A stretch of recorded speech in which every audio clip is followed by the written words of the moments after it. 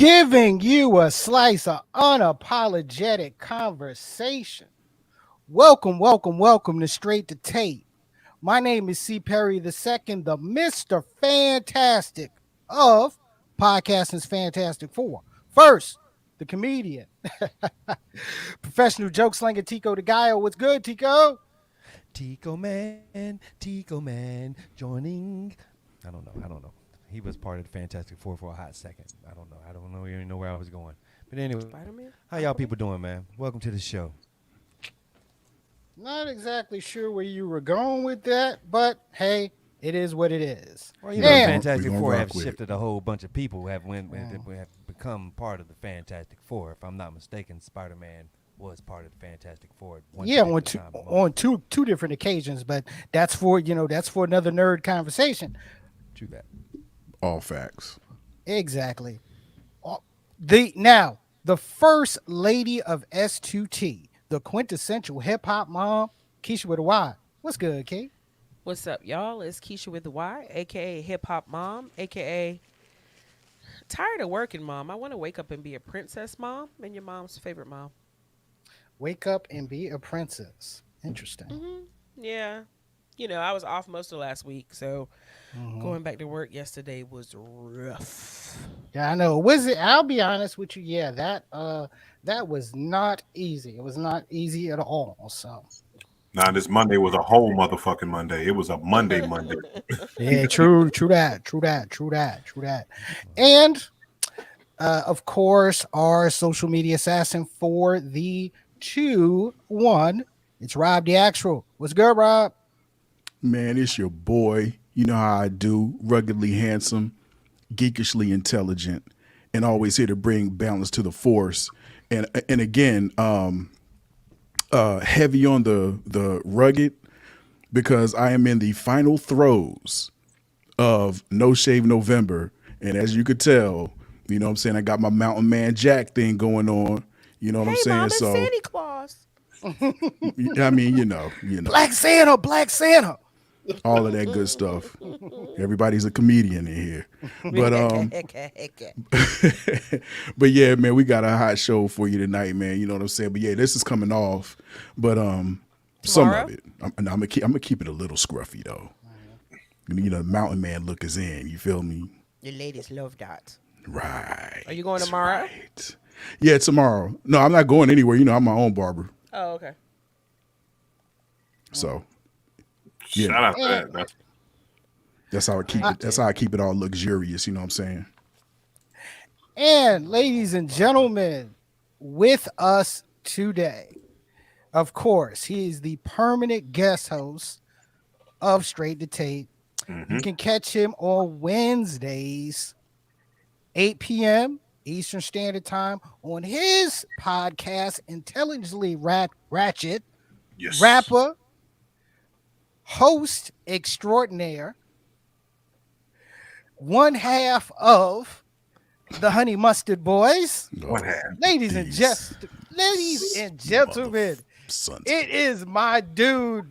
The honor to introduce my dude, Bishop Omega. What's Get off good, his Bishop? nuts. What is going on with everybody or whatever? You know, hey Rob, I was on No Shave November, but then I realized I had a show that I was hosting. I didn't want to go in there and scare the hell out of Sky Zoo because I looked like I was a crab fisherman. You know what I'm saying? I looked, I was on Devil's Kitchen. So, you know what I'm saying? My mustache is like Idris Alba's mustache and Harder They Fall. It's real thick. It come up to here.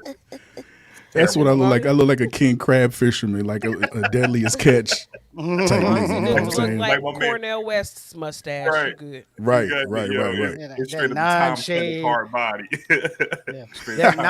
That non-shave up the nose. Growing Lucky into your he's still mouth. breathing. Yeah, man. Tight. Yeah. Right. Exactly. He must Yeah, have because had it no do grow over the kids. lip too. I get up in the nose growth and under the over the lip. So yeah, That's the only thing that lip overhang is killing me, bro. But I might keep it for a little bit. You know what I'm saying? That Me and my Mountain sister Man would look is working never for, let bro. my daddy go Hey, I around bet. like that. I bet you it won't be for a long little bit. Right. Y'all know me too well. Y'all know me too What well. you mean? You gonna do it at 10 o'clock tomorrow morning as opposed to 8 o'clock? Like what? Yeah, something like that. You know he gonna get frustrated. Y'all know He gonna me get too frustrated. well. Y'all know me too. No, I'm a My line. I big gotta my line this neck up. This neck got to go. Yeah, that's what I'm talking about. See, my Right. neck The connected to neck my got to chest go. hair, and Exactly. so it's kind of hard to talk. It's like I'm saying yes all the time, but it's really my chin is connected to my chest hair, so it's like that. There it So is. There it yeah, is. pretty There much. it is. Ladies and gentlemen, as always, you can catch Straight to Tape Tuesdays, 8 p.m. Eastern Standard Time, right here on Facebook Live, on YouTube, and on Twitch. Audio version of Straight to Tape is available on your favorite podcasting platforms. Don't forget, hit us up on social media, okay? Facebook, IG, Twitter, Straight to Tape. Hit that. Follow us, like us, whatever. And also make sure you go to our YouTube channel, S2T Media. Hit the subscribe button. Hit that notification icon. For the latest and the greatest. Ladies and gentlemen, we got a special show for you. Okay. Um, we're gonna have a lot of fun today. Did I say fun or fun? I think I said fun. It's the liquor talking already. Anyway, we're Oh gonna my have a God, lot. he hitting up that Elijah Craig already. Pay Boy, It's attention. I'm not drinking the Elijah Craig. Okay, I'm not drinking Elijah Craig, but we're gonna have a Richards. lot of fun. No, what it's are you not drinking? Richards. Fiber? Okay. No, no, no, no. It's the wood. It's the Woodenville. The Woodenville. Yeah. Woodenville bourbon. Okay. Okay. Yeah. It's a craft bourbon. Okay. Not a bourbon not done in Kentucky. Oh. Yeah, exactly. It's actually done in Virginia. But anywho, Can it be called a bourbon if it's not done in Kentucky? oh, They're not no, like wine. it's Yeah, yeah, yeah. still it's still a bourbon. It's still a bourbon. Okay, just because Kentucky don't have it on lock for bourbons. Okay, I mean, granted, it's the mecca of bourbons, but it does not mean that your bourbon has to come from Kentucky. It doesn't. Oh, okay. No, it doesn't. It doesn't. It doesn't. That's what But people who yeah, drink bourbon that's not from Kentucky say. anyway, look, ladies and gentlemen, special show and special show. Special shows are made for special guests. Okay. And we have some special guests for you today. Let's start first. Mm, 20 years in the music industry.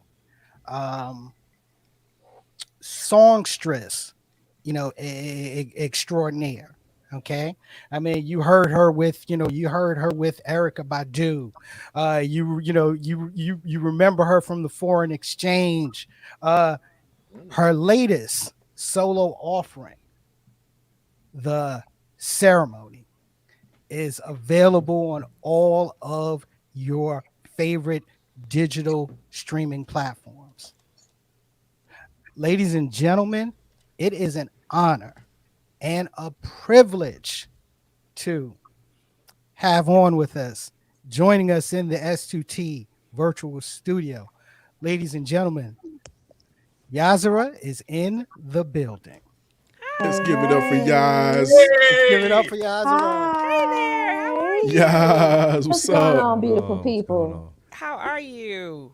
I haven't seen I'm you in such a great. long time. I know I haven't been hiding, but maybe hibernating, but Yeah, it's I'm about that good. time I'm of year so too. glad to see you guys. Yeah, yeah. And COVID, after I was done freaking out, um, Yeah. Uh-huh. really knocked me for a loop. I actually contracted COVID while I was out on the Oh, road in wow. Ghana, Oh and I wow. didn't know that I had Mhm. COVID until I returned home and realized that what Mhm. I had experienced was COVID. And so I spent the last year as a long hauler recovering. So now I'm Yeah. finally, I'm come. Back. It's spring for me while it's winter for everybody else. Right. I get it. Right. I get you it. know, yeah, No, but look, it is an honor and a privilege to have you here and have you with us on Straight to Tape. Okay, look. Before we even go into your history and what you've done and who you've been with on the road in the studio, that is, uh, your your new offering, The yeah. Ceremony. Okay. Uh, look, tell us what was the inspiration behind the ceremony, because I know there was some distance between your last offering and this offering. So what was the inspiration behind the ceremony? It's a great question that you asked. Adult puberty, for real. 10 years Wow. ago, I put out the Ballad of Purple St. James. My life was extremely different. I was married. A lot of people didn't know that I was married. I was married for 7 years. I was with my partner for 12 years. And just as the record started to do this, I got pregnant, but the marriage started to do that. And I ended up carrying, having my child to term, having a beautiful baby boy, and then kind of moving on with my life, and also breaking up with the foreign exchange in the middle of all of that as my relationship was breaking up, which was a wild set of endings and beginnings for me. And if any of y'all have been divorced, you know that the age you are when you divorce is kind of like the age you were when you got married. So Yeesh. Woo. Yeah. Talk to you're him. starting all over. You ain't got Yeah. no game. How it was outside is different than outside was the last Ugh. time you was outside. Man. True, Yeah. true. Crazy, um, crazy different. Won't know right, all internet the dating back then. Well, black dating or no, whatever, but no, and ain't the just same. yeah, and the game was just different. It was just Hmm. different, and it's different again, right? And so, I had these 10 years, a 10 year span of like just kind of falling into myself. I hadn't realized that while I was even in that relationship, and even other ones, I've been chipping off these pieces of myself to make other people happy. And a lot of times, people do that. And then also at the same time, I was reclaiming this really amazing, juicy, incredible side of myself that I had been suppressing, for most of my life. Before maybe I even found my husband, I was Hmm. suppressing these things because of messages I was told I was supposed to be. Black women are supposed to do this, we're supposed to do that. And Yep. also, Yep. Yep. I really wanted to make a very specific type of record. And because of my affiliations with Erica, with the foreign exchange, I wasn't able to do some of the records I really wanted to do because people had an expectation of me to make what was coined at the time a neo soul record. Right. Um, like I don't think the ceremony is not a black record Hmm. because It's black not a people, black record, yeah, and you'd be I surprised. hear that same sentiment echoed by a lot of artists that are dubbed neo soul. They like hate Yeah, that term Right. because they feel similar to you. Like it's soul music, and it could span anywhere from borderline rock and roll to wherever it wants to go. So the industry just exactly. created that term to put the like in a box, just to have a Well, box to put them in. well, if we honest, it's racist because they know that we're the Rosetta Stone of awesome. And Hmm. even now, instead of putting black folks in rock categories and alternative music, they've created rock alt R&B. Yeah. So alt R&B, instead of just saying a black person made an alternative record, my Right. race should not go before the alternative record I made, but it's still alt R&B, urban Yep. alternative. Yep. But because not many of us like to rattle that cage, and somehow it's become it's not cool to say when things are racist, as Right. long as no one's getting shot. Yep. And Yep. so, Yep. and it's real, that's just real shit. And so, as long as Right. no one's getting shot, we don't say when things are racist. We're starting to have these conversations, but in the music industry, where so much is predicated upon a dream and saying the right thing so you can get through the door, many of us Hmm. aren't saying, "Hey, I made a rock and roll record." What I'm dealing with is the same thing no less than what Tina Turner experienced. Right. She's a soulful singer who was influenced by rock and roll. Right. And growing up for me, my influences were Tina Turner, Prince, Madonna, Diana Ross, Aretha Franklin, all these people who made these crossover into Hmm. pop and into rock and roll. And the irony is they were able to make that cross better then than they are now, Yeah. than they would Absolutely. have been able to do now. But I decided I really wanted to make this record, and I took the 10 years to do it. While I worked with other people to validate this space I wanted to go into, Hmm.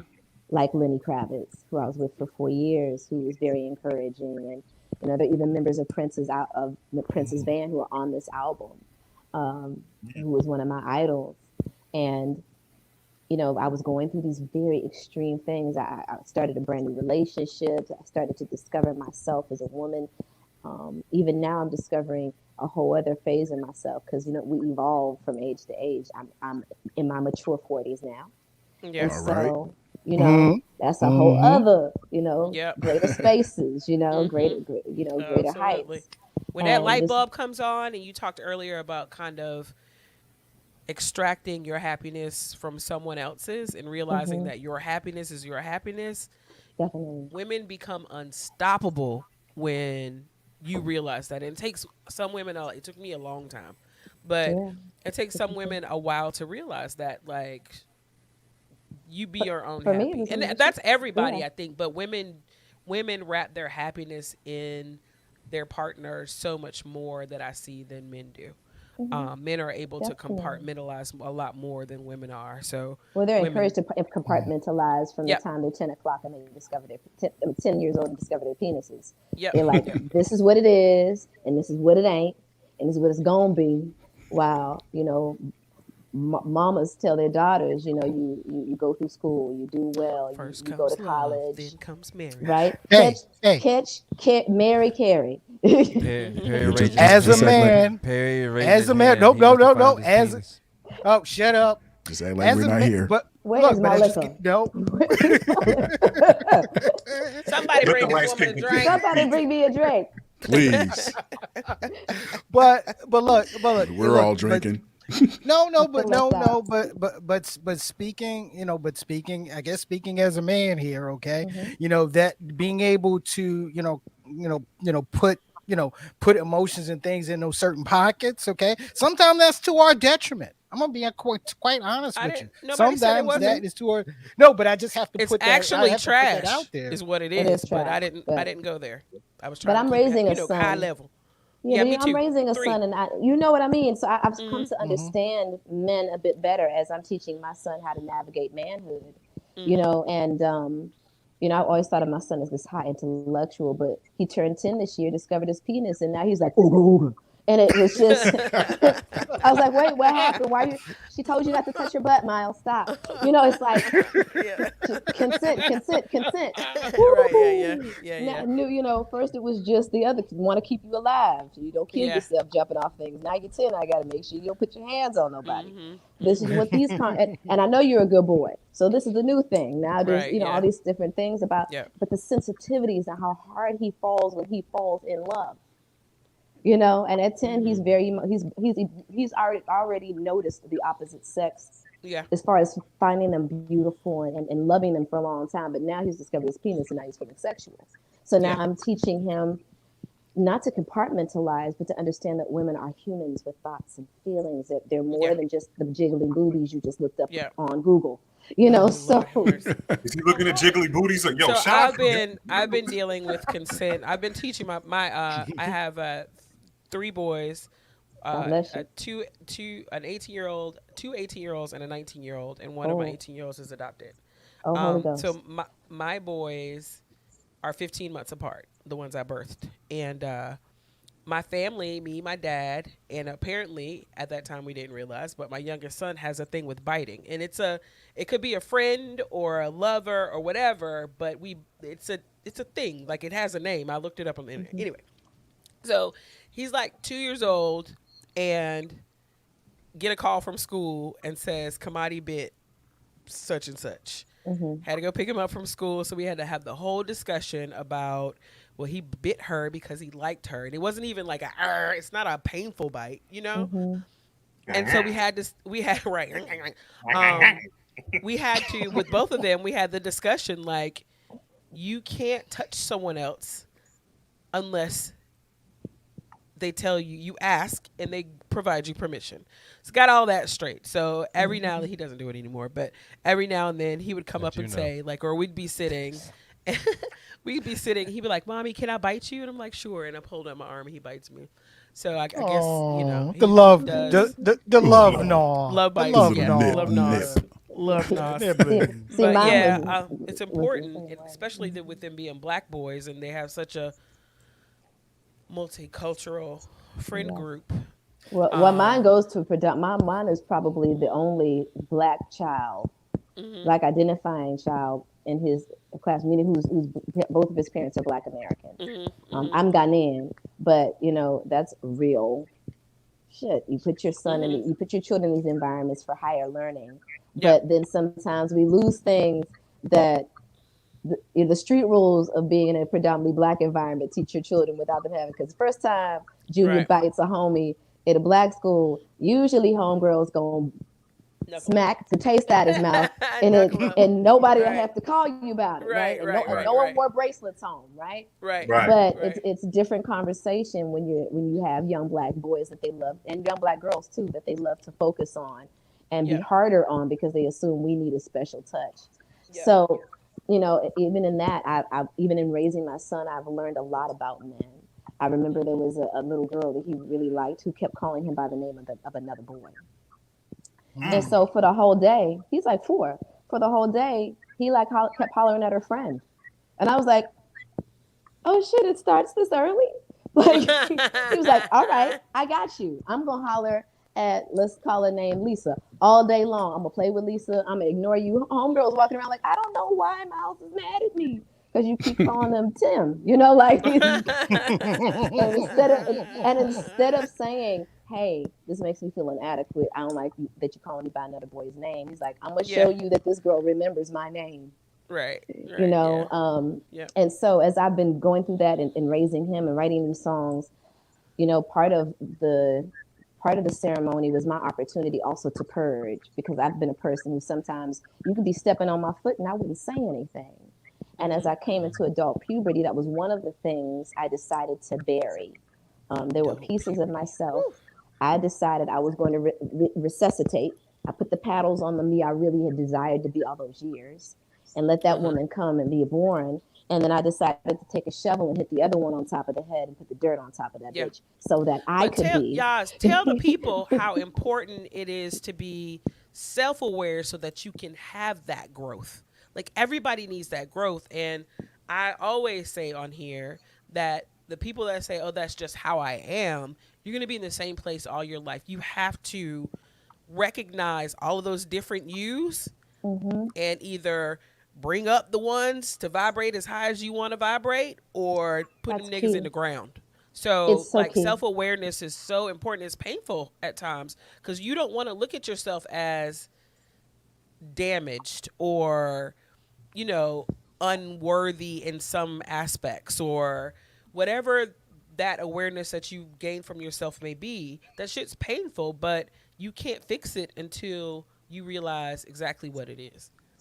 Well, I think for me as well, and you could tell me if you feel this way. I know that sometimes the very act of choosing oneself, self actualizing for Black women can be hard because we're told to sacrifice for the whole. We are one with Hmm. the all, Yeah. right?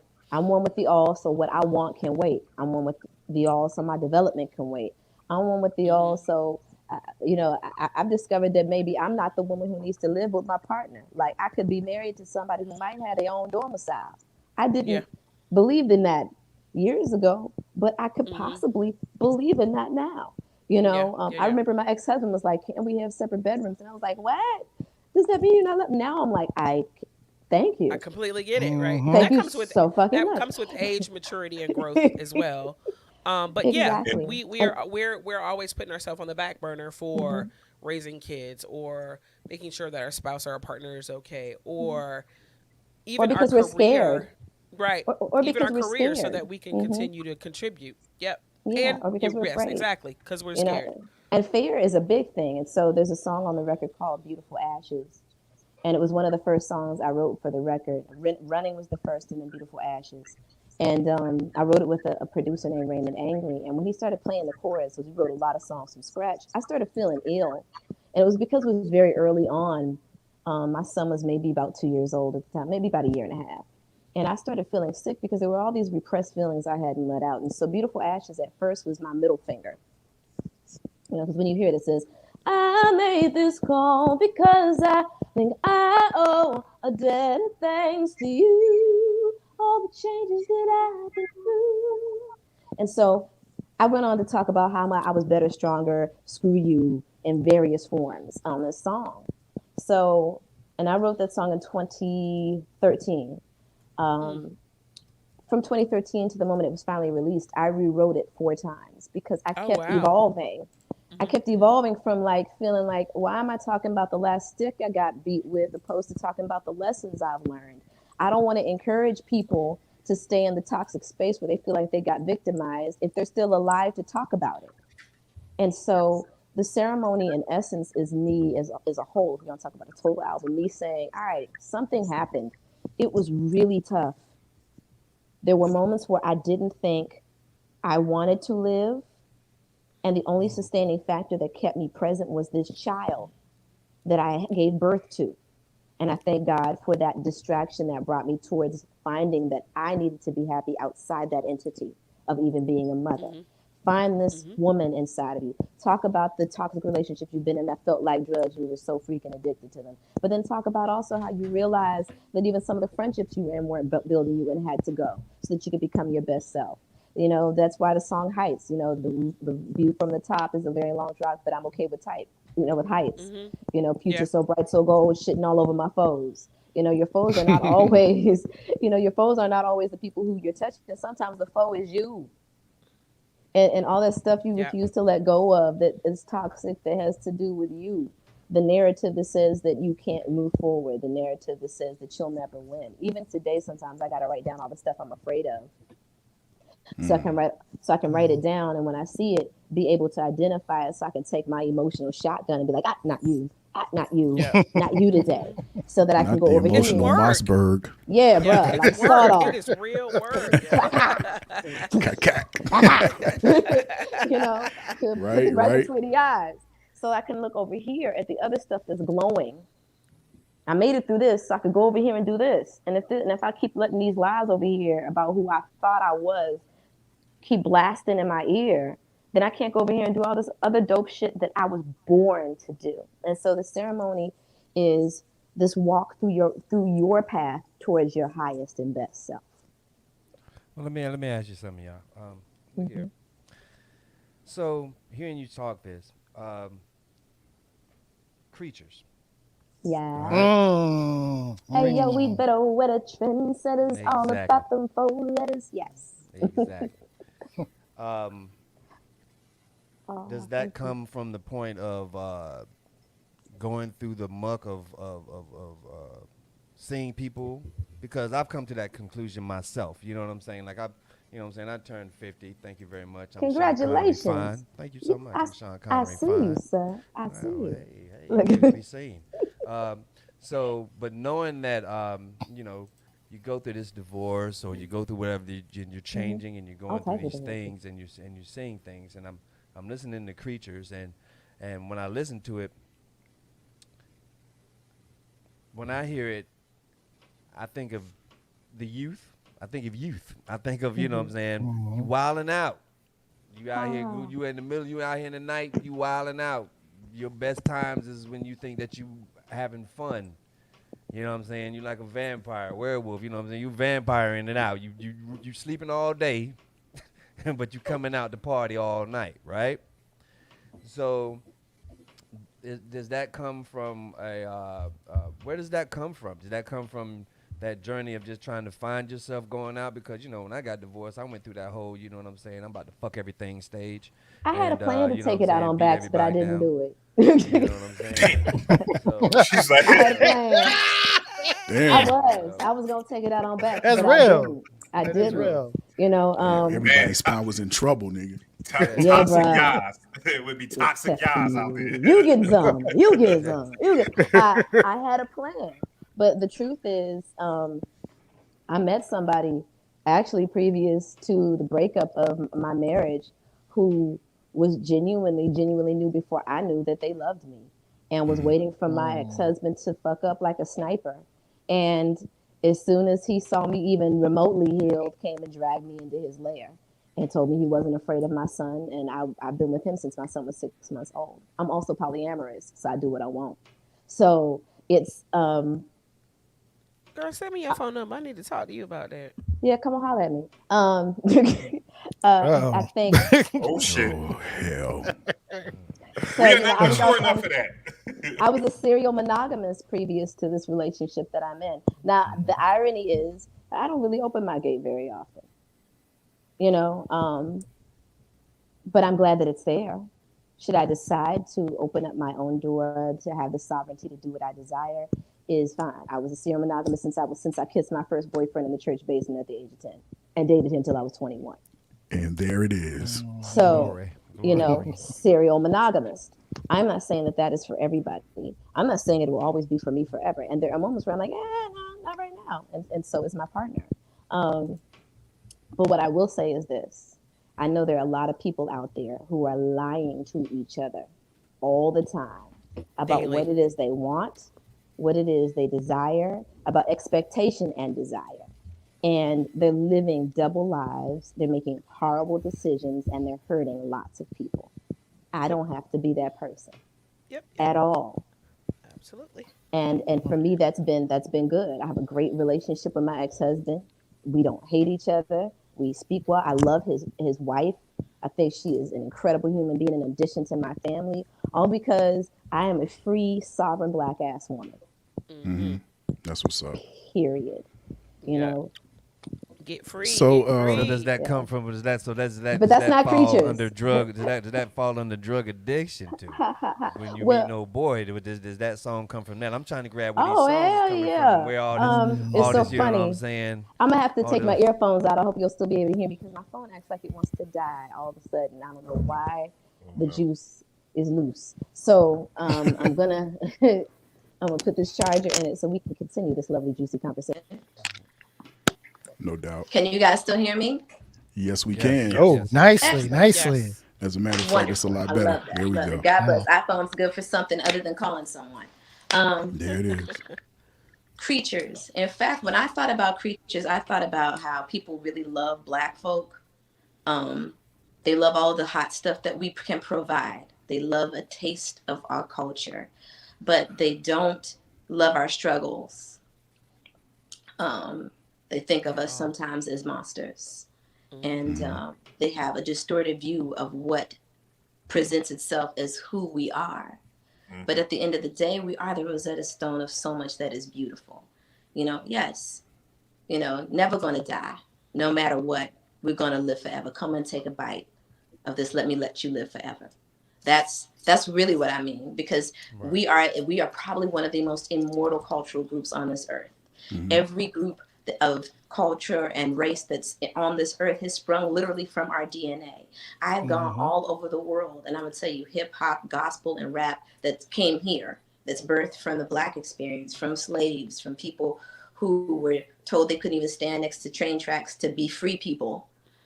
Those folks who birthed all that stuff took all of their amazing across the world Hmm. and they made amazing things happen. So when I'm thinking about creatures, I'm actually thinking about a beautiful, peculiar people who have moved through transformation. Now, the cool thing about music is, it's what you made it.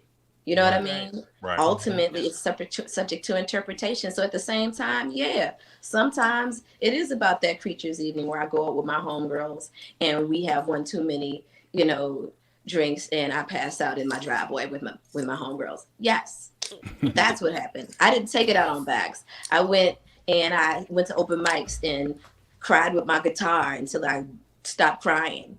And then I went out with my homegirls and put on my best freakum dress and had cocktails with them. Or I got on a plane and went to see, the ruins in Egypt. These, to me, are beautiful, wild, and exciting times.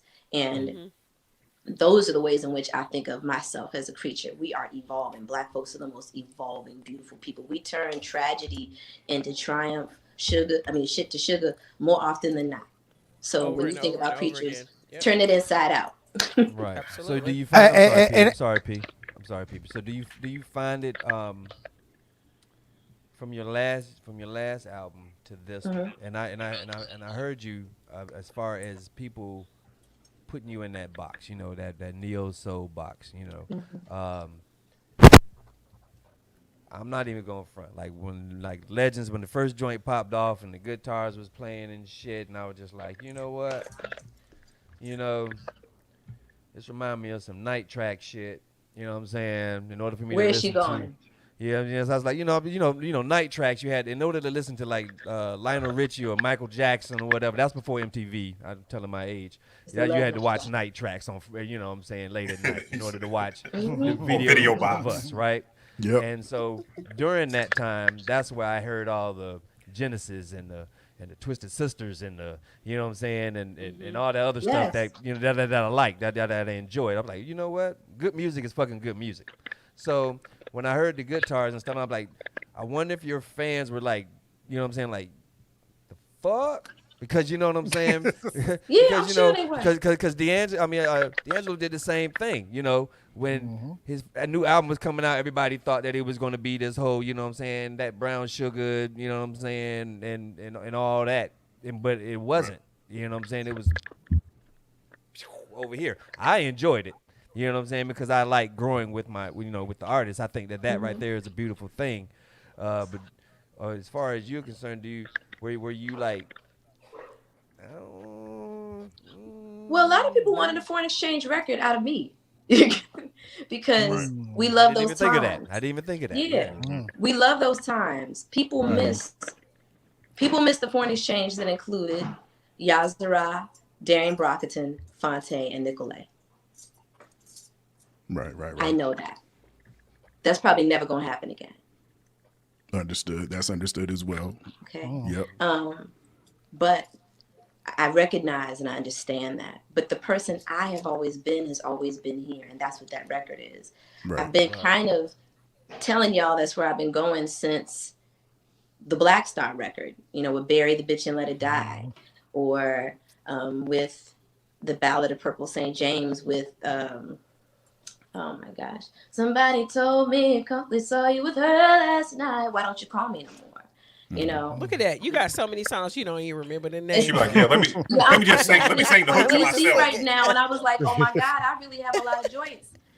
And You do. sometimes I don't feel like I'm enough. You know, like Jasmine Sullivan saying when she said, you know, at the Soul Train Awards really spoke to my spirit as a woman and as a creative, because so often I don't feel like I'm enough. Even when I put out the ceremony and it felt like people didn't really give it a chance. Because the first thing they heard was they were like, oh shit, all right, moving on. You know, it felt like that. But if you get the rest of that record is for you. That record is our music. That record was birthed from all the Black folks who picked up guitars and taught white boys how to play them, and all the Black women, you know, like Rosetta Tharpe, who sung the blues. And including in that, you know, like Fly Me to the Universe is the Azra y'all love and remember. Backseat of My Star still gives you a whole bunch of what you Right. Yes, it does. Yeah, Yes, I mean that does. the bottom You line know? is, I mean, you do have to allow artists the room to evolve. You know what I mean? So it's you know unfair to ask an artist to do that same thing over and over and over again. So Right. we appreciate that growth. You know what I mean? Yep, So yep.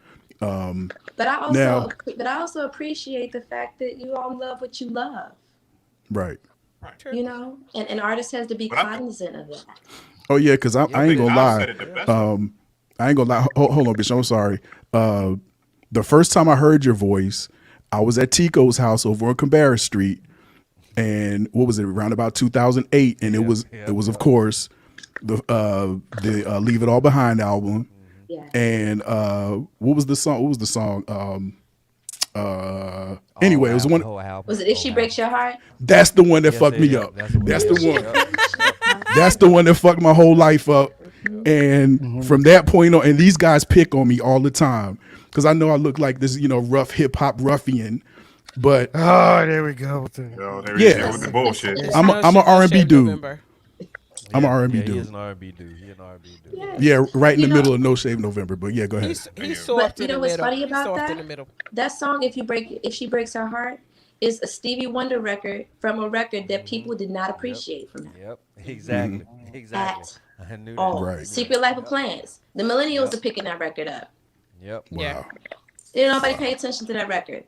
But isn't that the case though? But isn't that the case though? When somebody goes back and goes and listen to a record and you hear something, I mean you know you got your top 40 joints or your top joints that pop through. But let's just be honest. It's the B sides. It's those cuts that really you know touch your heartstrings that really get you going. Like why? God damn. Like drug addiction. Like don't you get that drug addiction right?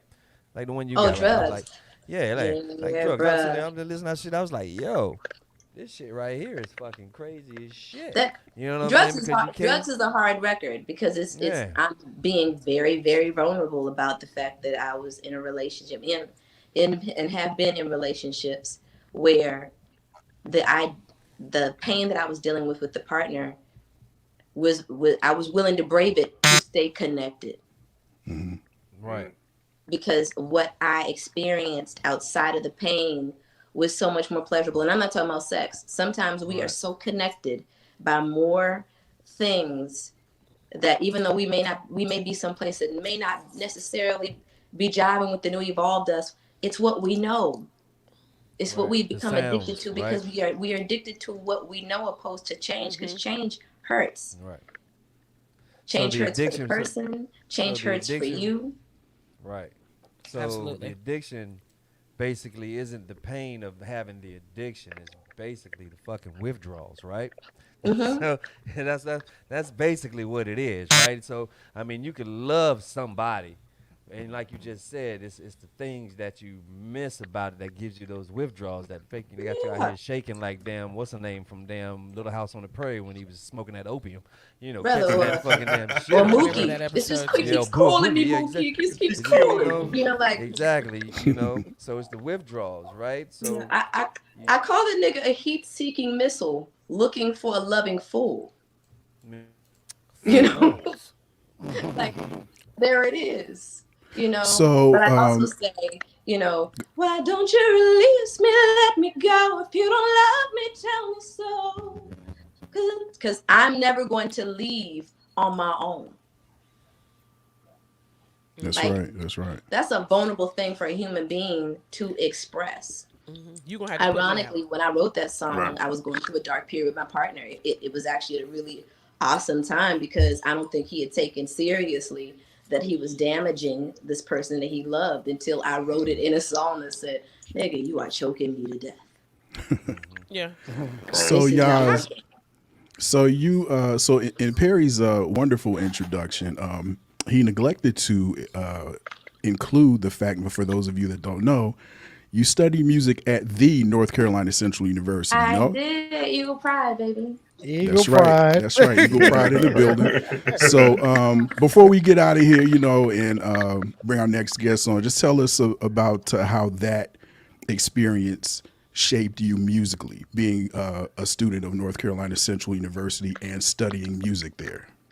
I'm so lucky.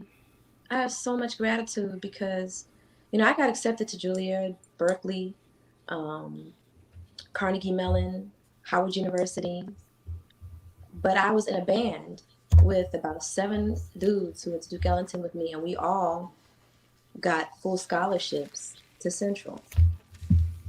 Wow. And Ira Hmm. Mm. Wiggins, Hmm. Nancy Rowland, God Hmm. rest her soul. Miss Rowland. Um, That's right. yes, Mhm. Miss Rowland made it possible for me to go to college. I was an average student. I thought myself average.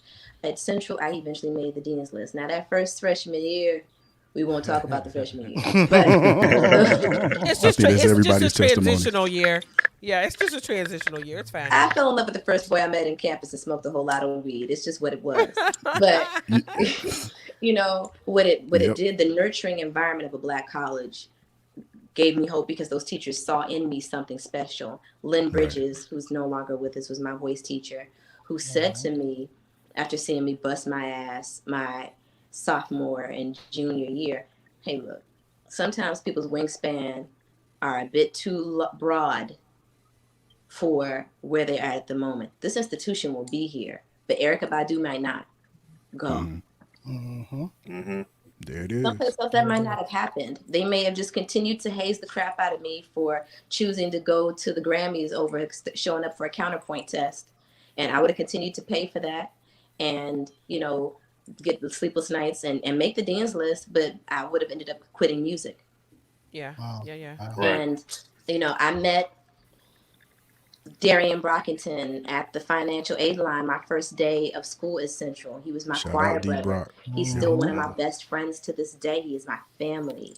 Fonte Coleman, Pat Douthit, and Pooh Bear Jones, and we were all, including D, were all in music industry class together with Chip Shearing and Dr. Brenda Hamden, who changed our lives. My first record, Hear Me, was a class project.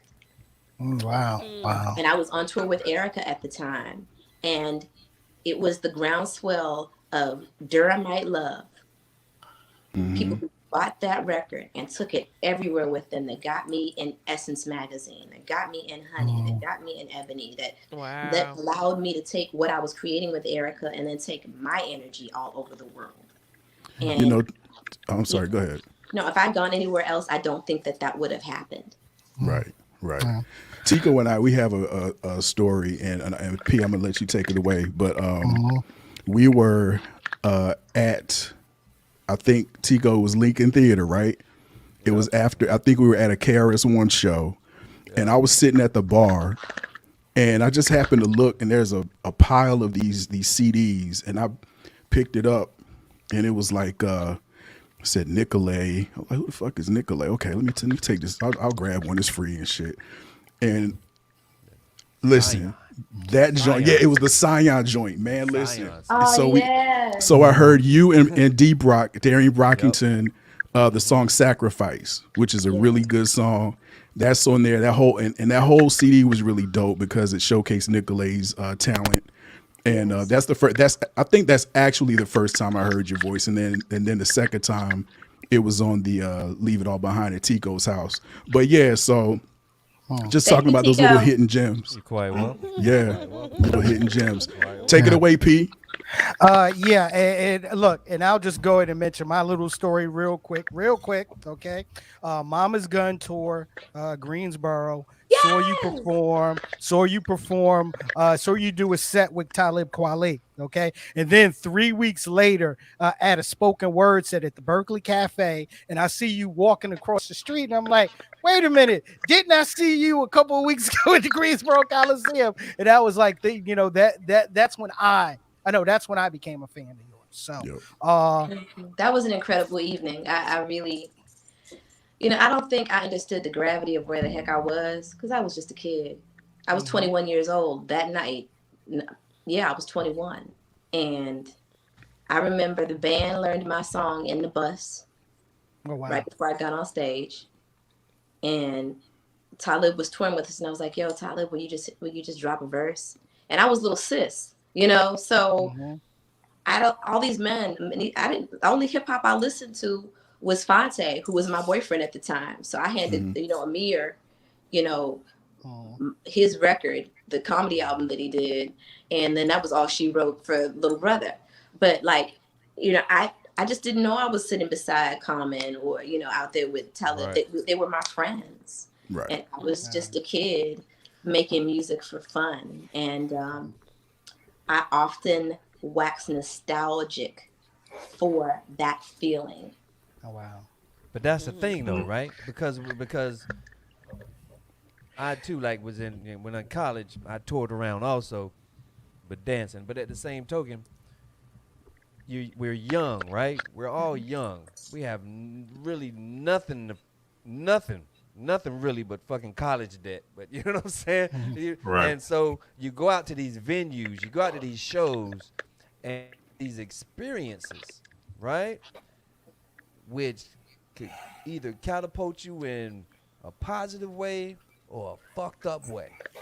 And I just thank God that, you know what I'm saying, I've been around the right people, you know what I'm saying, in my life. Perry, Rob, Keisha, Yeah. you know what I'm saying.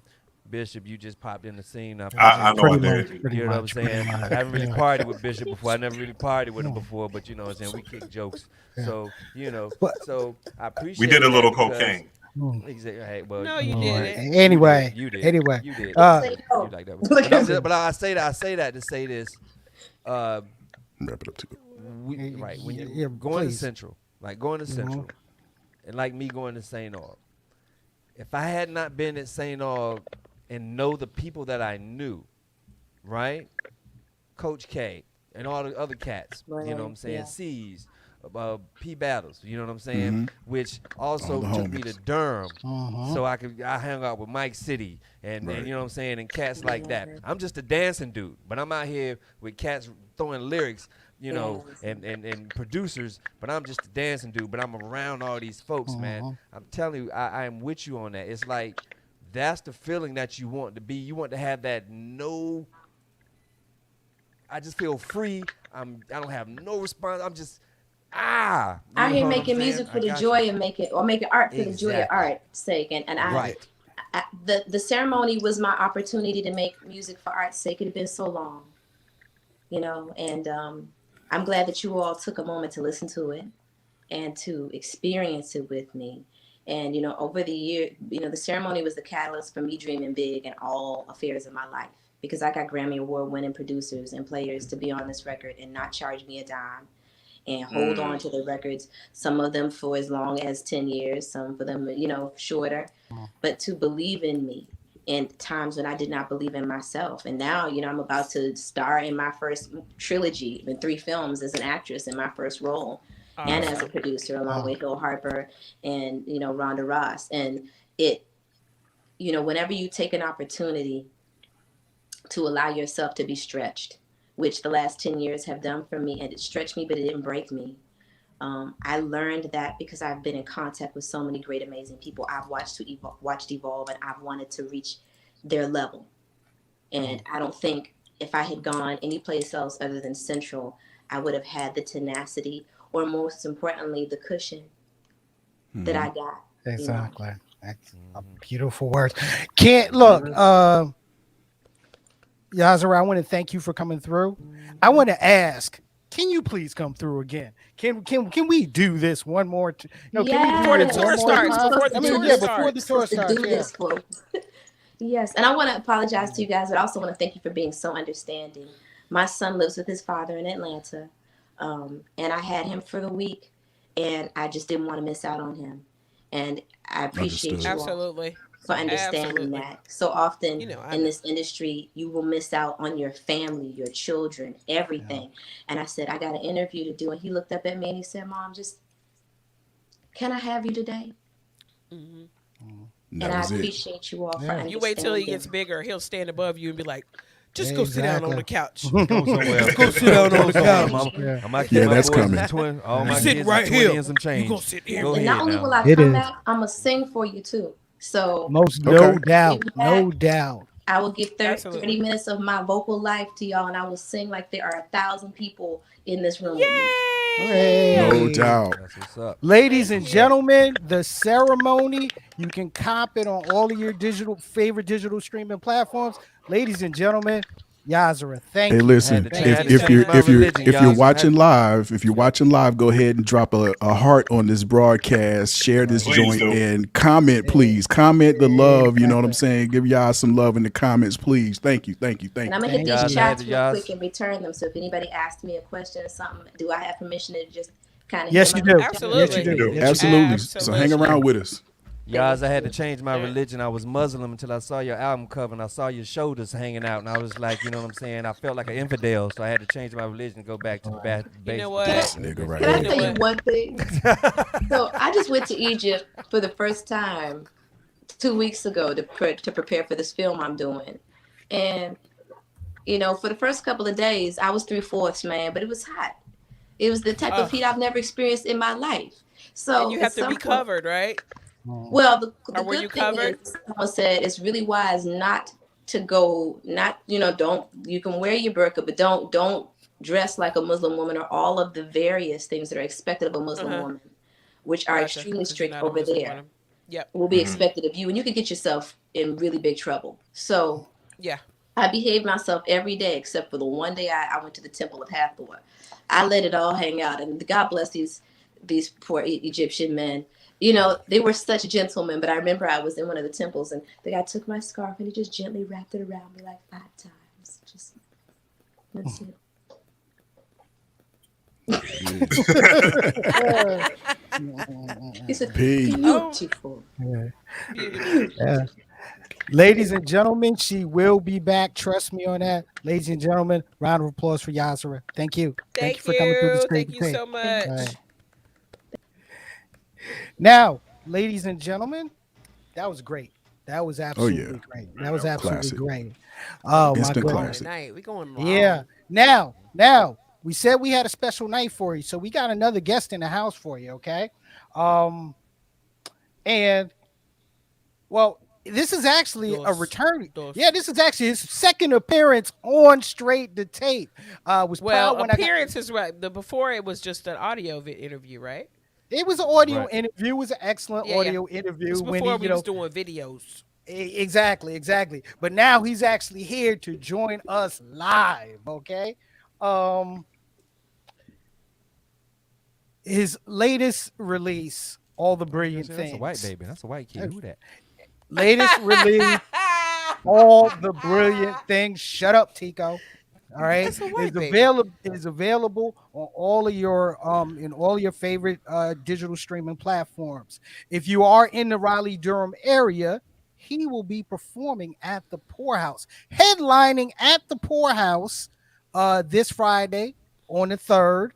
It's a lineup that includes Sadat X, that includes friend of the show Shane Gang, friend of the show OC from NC, and and it's actually being hosted by Who? Bishop Omega. The most important motherfucker in the whole joint. Because if the host don't do good, then the show don't run, baby. Very true. However, every show needs to have a great headliner. Ladies and gentlemen, welcome back to Straight to Tape. SKYZOO. Sky Zoo is in the building. What is good, Sky Zoo? What Peace. up? What's going Hey on? What's there. up, homie? What's What's up? going on, All Playboy? right. What's up? Peace. Peace. What's up, everybody? Thanks for coming. Thanks for waiting. We went Absolutely. It's all we love. were It's deep all and love. I juicy appreciate y'all with having me on. Yazra. I didn't hear the last part. I'm sorry. I said we were deep and juicy with Yazra. So Oh no, it's all love. You thanks know, for waiting. she's extended fam. You know, from the connection. You know that I have with everybody down there. So salute to her, 100% for sure. Now, of Absolutely. Absolutely. course, yeah. Now, of course, you have a, of course, you have a major connection, in the, in the area, back in the day working with Ninth. I remember the story, I remember the story you telling me about another friend of the show, DJ Finney and Saint Omer, Sean Yeah. Don, the man with 1,000 names and titles and hats, Yeah. hooking you up, hooking you up with, with Ninth. Right. So you've had a long and illustrious career. Now, this new album, All the Brilliant Things. One thing about you, all right. Now, especially the last three albums, okay. We look at Retropolitan, which was ode to the city, ode to New York, your love for New York. All right. Milestones, which was the story, an ode to the Black Father. All the Brilliant Things. All right. Uh, touch on the overlying and overarching story about that album, because one thing that Tico noticed when he looked at the album cover was like, hey, wait a minute, is that a little white kid? So I don't know how. I don't know how. From the back of his hat and his jacket. That's actually my son, by the way. oh Who's wow, not white at wow, all. yeah. See, Tico. See, See, see. Look here, man. Look here, man. Always starting some shit. Look here, man.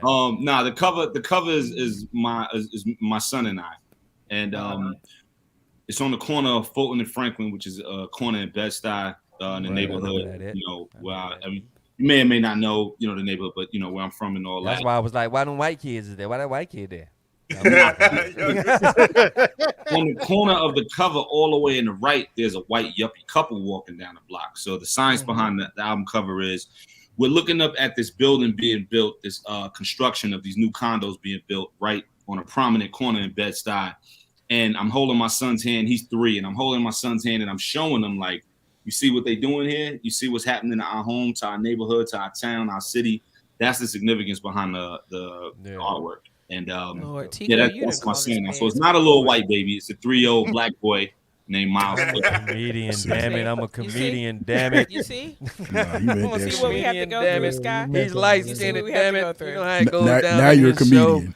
You know how it goes down in this show. Light skinned, you just know I this, remember, know this. so my ex-husband is from Trinidad in DC. And we lived there for 3 years, but we lived, west of the city, and we used to catch a train into the city and just kind of go around to places. But like we would either catch a train and walk through, or catch a train and drive through his old In DC? neighborhoods. Hmm. Okay. And it's not the same. Like this Right. was 10 years ago.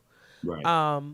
People walking their dogs with their, reusable water bottles, Right. and he was like, this is not, and it really, it's comical now, but not really. But just his reaction was like, because this is not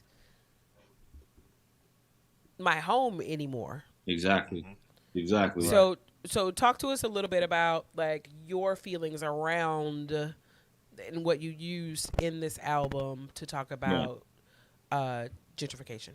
Well, the beautiful thing about it is that you being from DC, you were able to relate to it in that regard, and you not being from New York, you and your family being from DC. The album, just going back to the theme of it, we talked about the cover art, and that kind of, goes into it as well, of course. But the album is about gentrification and cultural appropriation.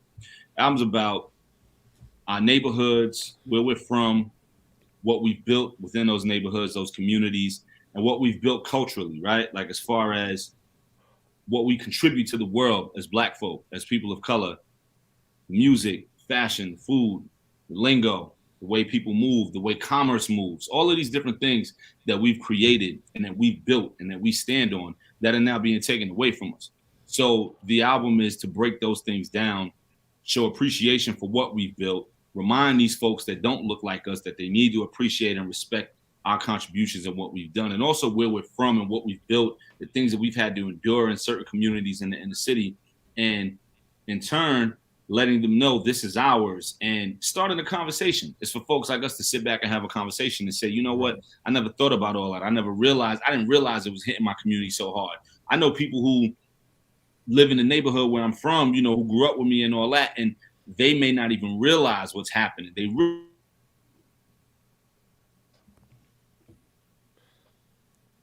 Oh, we froze. Okay. Froze. Oh, I thought I that know was he's talking me. about. He's talking about the same about basically the You same back? thing that's going on around He the back, he peninsula back. parks. Back. He back. So you back? Yeah. Same Okay, thing yeah. that's going around So the it's peninsula like, parks. I got friends and people that still live in the neighborhood, and they know it's changed on the surface level because Mhm. the neighbors in the literal sense have changed. They go to the Mhm. store to different people and things of that nature, Mhm. but they don't know what they can do about it. They don't know what to do with it. They don't know how to cope with it. So they just let it be and they just And coexist. financially, it changes, right? Because we Absolutely. see this everywhere. It's the same things happening in Raleigh. So Durham too. that Mhm. these neighborhoods get an influx of higher income Right. people, and people that have owned this property for 2 or maybe 3 sometimes generations Right. are no longer able to afford to stay in the property because the house may be paid off, right? The house paid off years ago. Mm-hmm. But the property tax, like how Right. you could literally wake up one morning, your property tax is 200% more than it was the previous year Yeah. because of this type of thing happening. And that goes like your value of your home. Yes. But what would you do if you're an older person on a fixed income? You know how much your shit's supposed to cost from year to year. Yeah, it's gonna go up a little bit, but one year it triples in value. Your house triples in value, but so does the insurance you have to pay to keep your house, and the taxes that you have to pay to keep your house. So you sell the house Right. because you can't afford all of that other stuff. So it's Mhm. just it's an endless cycle, and people aren't aware of that part of it. Right. Right. Absolutely. Right. And then also too, you can even look at from the standpoint of, like you said, people may, own their home, own their residence and whatever it may be, but the cost of living in the actual city, in the actual neighborhood that you live in has changed because of who they're bringing to the neighborhood and what they're trying to make it become. So they're saying, okay, we can't drive you out in the sense of raising your rent because you own this place, but you know what we could do? We can make everything around here harder to cope with and harder to deal with because you're not gonna be able to afford anything over here. The supermarket is gone. It's a Whole Foods now. You know, all these different things are gone. The businesses within the community, the mom and pops that supported the community are all gone. So the album's about gentrification and cultural appropriation in the sense of how the two go hand in hand. You know, how you have people who jump into our culture, hip hop specifically, who jump into our culture and try to tell us how to be who we are, how to be what we are, what's real within our culture and within our people and what isn't. When they're not from it, they had no contribution to it. They don't understand it on certain levels. And how could they when they're not from it? But now here they are telling you how to go about it and what's wrong and right about it and what's real within it and getting paid to do so and getting paid to dictate who makes it and who doesn't and getting paid to dictate who is on this side of the fence and on that side of it. And I just was tired of it. You know, a lot of people was asking me, you know, what made you want to make the album this way and this concept? But say, you know, as deep as I could get into it, it's a very simple one-liner. I was fucking fed up. I mean, I'm tired of it. And it just the bottom line, it is and we talk about this on this show often, and oftentimes we talk about the valuation of property value based on black owners and white owners, and that's just basically what it is, right? Right. White ownership is valued exponentially more than black ownership. And that's how this gentrification continues to happen. Yeah. We don't get the same, we are not placed in the same value as a white, like all things being the same couple. They make $400,000 a year together. They have these assets, and the white people have the same assets. We don't get the same value. So, but it's also the same fact that, can I play devil's advocate, that we as black folks have to start doing better, right? Now, they can't get this land for cheap if we won't fucking shit up, not taking care of grandma's house like we supposed to take care of grandma's house. Now, it doesn't take a lot to take care of grandma's house. Listen what I'm saying. This is what I'm saying, Bishop. Now, I stayed in the and I've been in people's houses, and I've been in people's houses that were immaculate, and in the front of their stoop, they had flowers, they had beds, everything looked good. Even when they got their houses, they took care of themselves, right? It's when the other generation comes in that doesn't give a real shit. They living free. I'm just playing devil's advocate here. They living free. They throwing trash in front of the yards. They not taking care of grandma's house like they supposed to, or taking care of house like they supposed to. Shit's run down. That's how people come up under here and sweep shit up and do shit, right? As a people, that's not really how property value works, though. But I'm like actual property. I understand what you're saying. I understand what you're saying, but in order for them to swoop down, it has to look like this, like this shit. No, it doesn't. That's not how, because they're gonna knock grandma's house down anyway. They just want the land, Tico. Like, look at all the shit that's going on. That's what I'm saying. Just think about what's going on down New Bern Avenue. They don't care about the houses. I had friends whose grandmothers and great grandmothers lived in those houses between my house down New Bern Avenue. Them houses aren't there anymore. They want the land. Of course. So grandma dies and great grandma dies. The kids and the grandkids sell the house. And then the developers knock them down and put those row houses there. They don't want to keep them houses. Exactly. So it's not even a house. It's not the upkeep of the house. It's not the trash on New Bern Avenue. Because that trash is still there. They're not selling that. They want the land. Yeah, they don't care about about the land. I know they want the land. How nice the houses are not. Like you said, they're going to tear that down. And they're going to build condos. And they're going to build on like. And then for me being from New York, we don't own nothing in New York. So it's a whole different conversation. Right, we don't know what it's like to have grandma own a house and pass it down.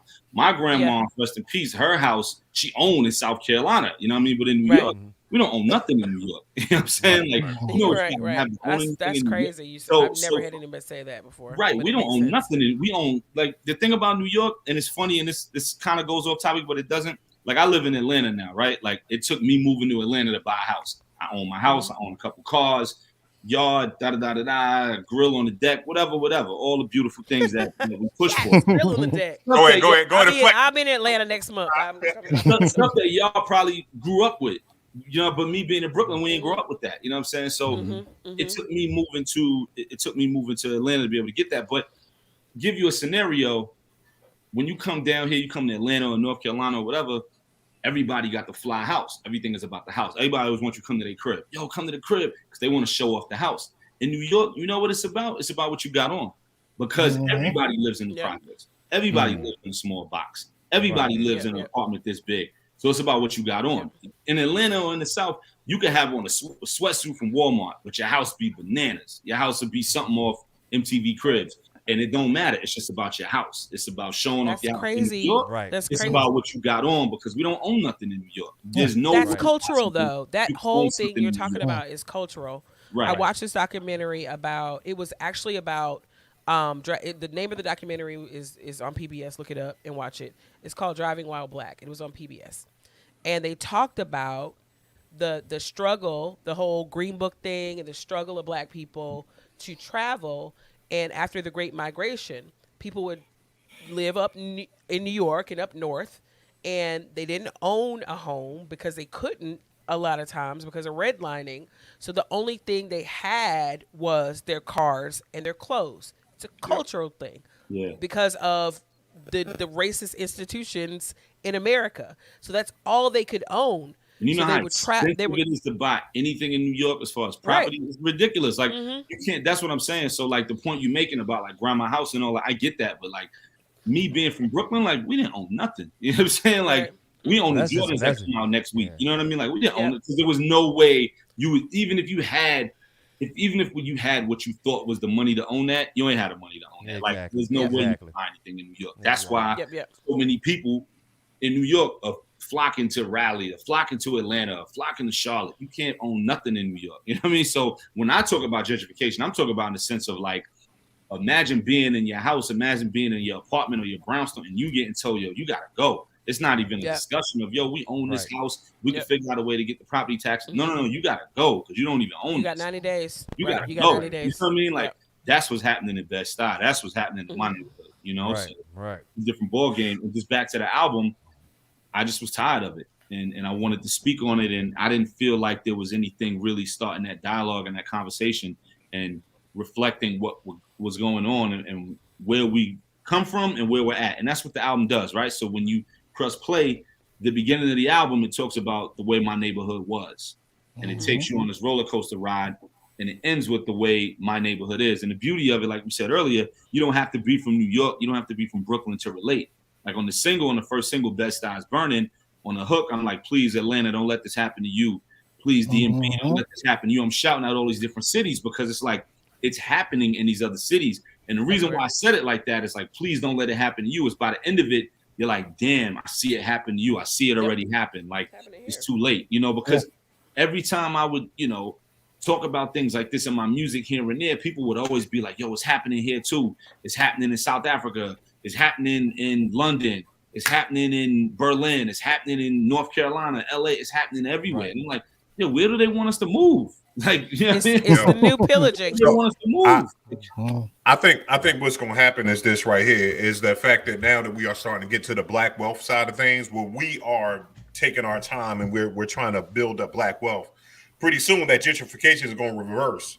We're gonna come back and we're gonna start buying all that back. You know what I'm saying? Because if you look at the way the trend is running, and it's just like this, because let's speak to Tico's point, it's like no one taught you shit. No one taught us how to invest. You know what I'm saying? So we don't know we don't know the ins and outs of owning a house because we wasn't, you know what I mean? We didn't know. First of all, we weren't allowed to own a house. So all these homeowners and all these homeowner secrets and shit, guess what? That came from motherfuckers that own slave houses and you know what I mean, plantations and shit. So, you know what I'm saying? They got the ins and out. 400 years now we coming in. We can't own a house. So we moved to New York because it's the Atlanta opportunity now. And they put us in projects and stuff like that. And they say, hey, when a project was nice to stay in, you still paying rent. You know what I mean? And then, you know what I mean? And then again, it's on the Driving While Black where we still are not, the corn syrup of racism has black people so far behind. You know what I mean? When the system is made against you, now we can't really blame gentrification and us not doing anything because we don't know. Now we're starting to say, okay, we make our own money now. We're about to do a resurgence of the black dollar. You know what I'm saying? We understand how important that is. We understand owning a home is this and how to invest and all that stuff. After a few of these cryptocurrency millionaires come back through and start buying the neighborhood back, we're going to go ahead and see what's going on. That's what I think. Yeah. All I know, dude, all I know is this whole this whole metaverse shit popping off.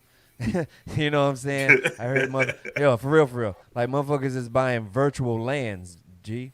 Heard about that Virtual too. It's land. weird. Virtual Weird. fucking land. That shit is crazy. I It's own okay. 1 square foot of the moon. Yeah, you can buy a piece of Mars too. I don't know who's selling it, but I got it. And I'm about to buy like 1 square foot in Scotland so I can be like Oh, Lord. a lady. Lady of Look, blah, blah, dude, blah. to steer this back to the album. Yes, please. Great Yo. conversation, though. Great conversation. But exactly. Great. On the record. But okay, I mean, there were some songs up there that were just complete standouts to me. Humble Brag is one song that I keep on repeat like all the time. Okay. But I was supposed to be a trap rapper. Yeah. Okay. Talk to us about talk to us about that song, where you're where you're saying, when I first broke on the scene, I was put in this box, but I was actually, I was actually, over in this box. Okay. Or being able to see all boxes. Right.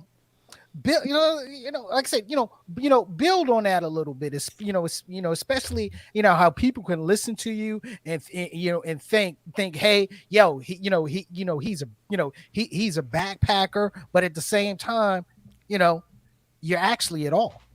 Right. Absolutely. I think you kind of summed it up, but just to break down, though, the different levels of it.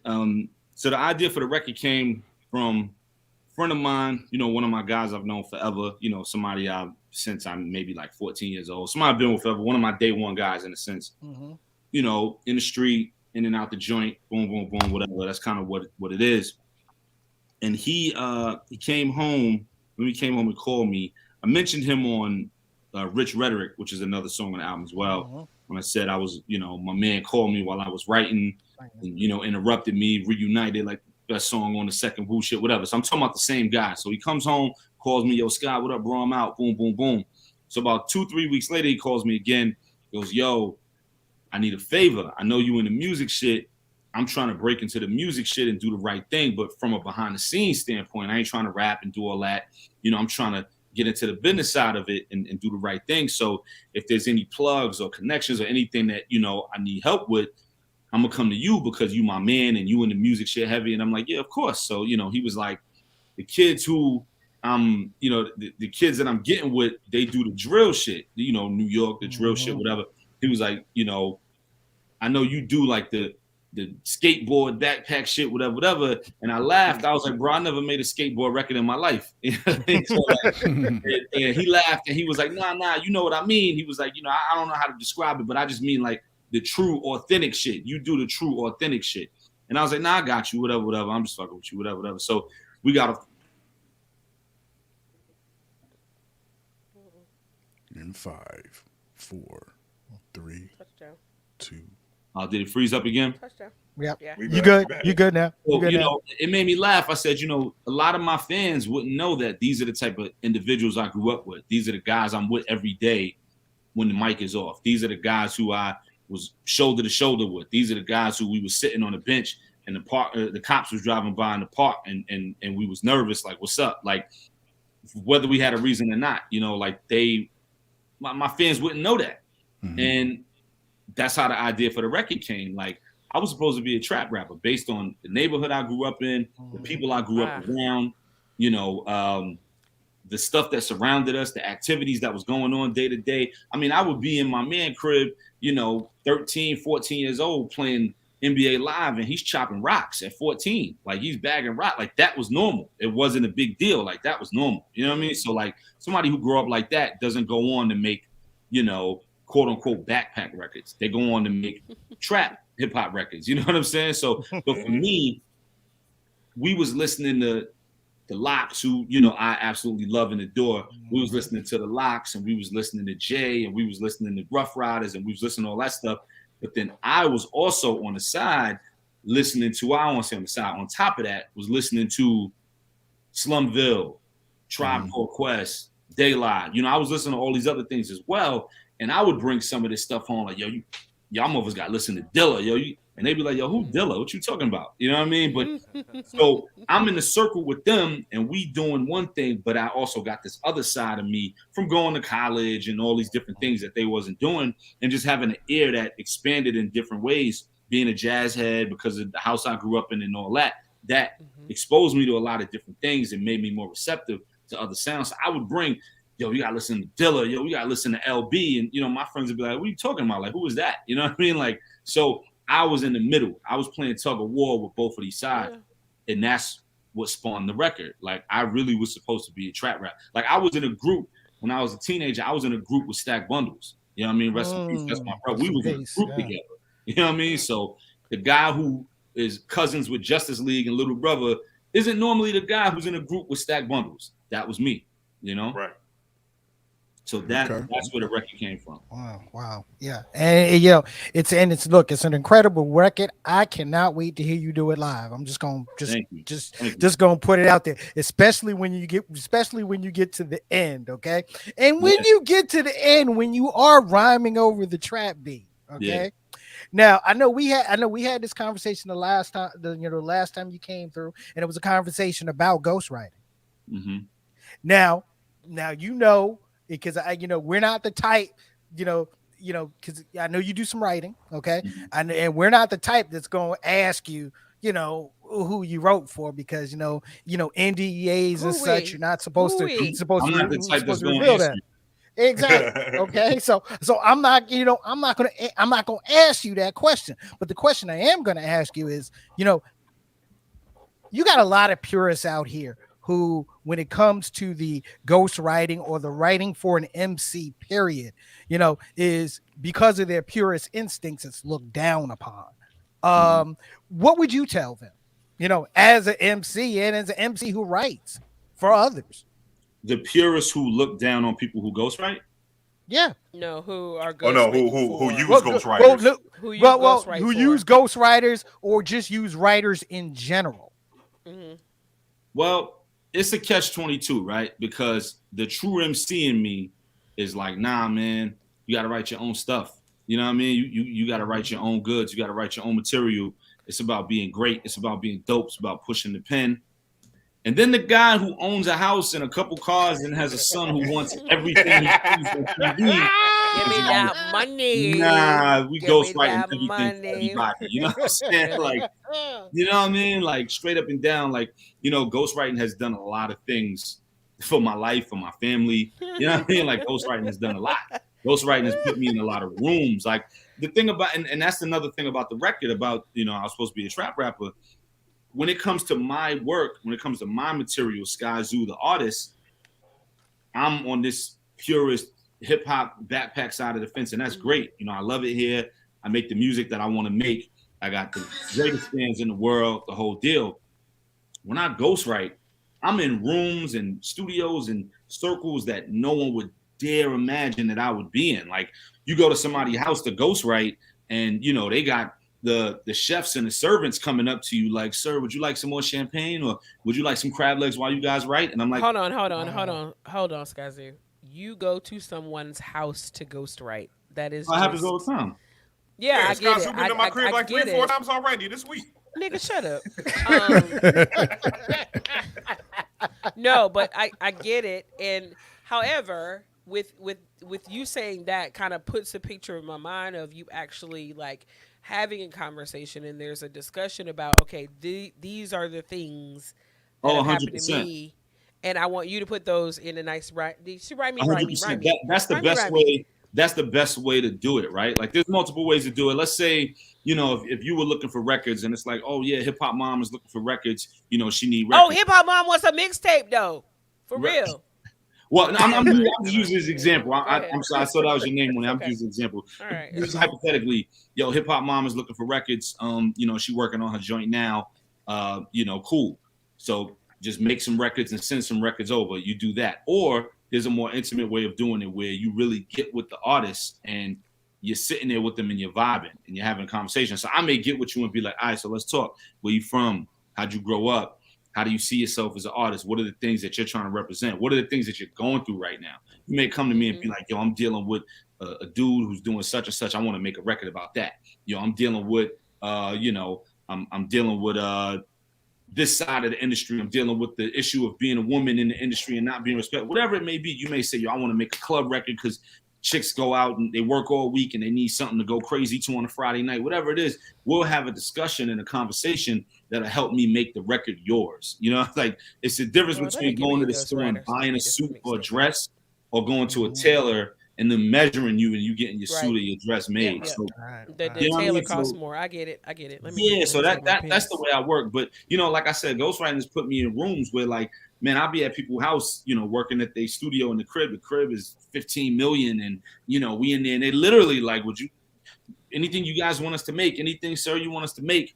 You know, cool. Like, you want some crab legs? Yeah, I'll take some crab legs while I write raps. Why not? You know what I mean, I would like Right. the loose meat sandwich off the Roseanne Barr show, please. it's like, yo, I'm like, I'm not hungry right now, but why would I not take the king crab legs and champagne while I write? Fuck it, you know. It's like, you know, so people would freak out if they knew the rooms and the people in my circle and the people in my phone. They would be like, no way is Skyzoo cool with so and so. No way is he with Right. so and so. No way is he. No way. Nah. Skyzoo, the backpack. Nah, really? Yeah, really. You know what I mean? It's I mean- a whole Do you other find- side. Like Yasser Yeah, said, art. It's art. It's open for Right. interpretation. Like there's no Right. reason you can't write any Absolutely. type of And here's the boxer thing. rap that there Here's- is. Like when it comes to ghostwriting, here's where I think you draw the line at. And you know, it happened years ago with the whole Meek Mill Drake thing and all that stuff. And I don't know the inside of that because I'm not involved with either one of those camps. You know, I know the Drake guys, and Drake's actually a cool dude. I actually know Drake a little bit, but Drake writes. You know what I mean? Like Drake definitely writes. But I'm just using that as an example because that was a hot topic years ago. The thing with me and how I look at ghostwriting is there's nothing wrong with getting help and ghostwriting and all that stuff, unless you're running around talking about I'm the greatest, I'm the nicest, I'm the best. Right. You know, Yeah. That's That's when what I was going to get into. that's when it's like, yo, hold on. And that's why when certain people find out about writers and getting help, they be like, oh man, my heart is broke. When you found out, you know, that Puff wasn't writing or whoever, it didn't bother you because Puff wasn't supposed to be the greatest rapper ever. Mhm, Puff is the mhm. greatest entertainer ever. Puff may be one Exactly. of the greatest producers in hip hop ever. Puff can put together an album better than damn near anybody. You know what I mean? So when you find out guys like that aren't writing, it's like big deal. You know what I mean? Like, cool. I'm glad so and so is writing for him. Pharaoh Monch was writing for Puff and all these different people. It's like, cool, that's great. You know what I mean? But when you got rappers who may be like, yo, I'm the nicest ever, I'm the best, I'm a legend, I'm top 10, I'm top 5, and you find out that that guy or girl isn't writing, that's when it's a problem. So Yo, 'cause it'll break my heart. What's the Let's position? step back a little bit. Explain to the people the difference between writing credits and having a ghostwriter. See, Just so it gets people tricky are with clear. that too. It gets tricky with that too because there's a lot of people who do get their credits, but they are still considered a ghostwriter. You know, you look at Sci-Hi, like Sci-Hi the Prince.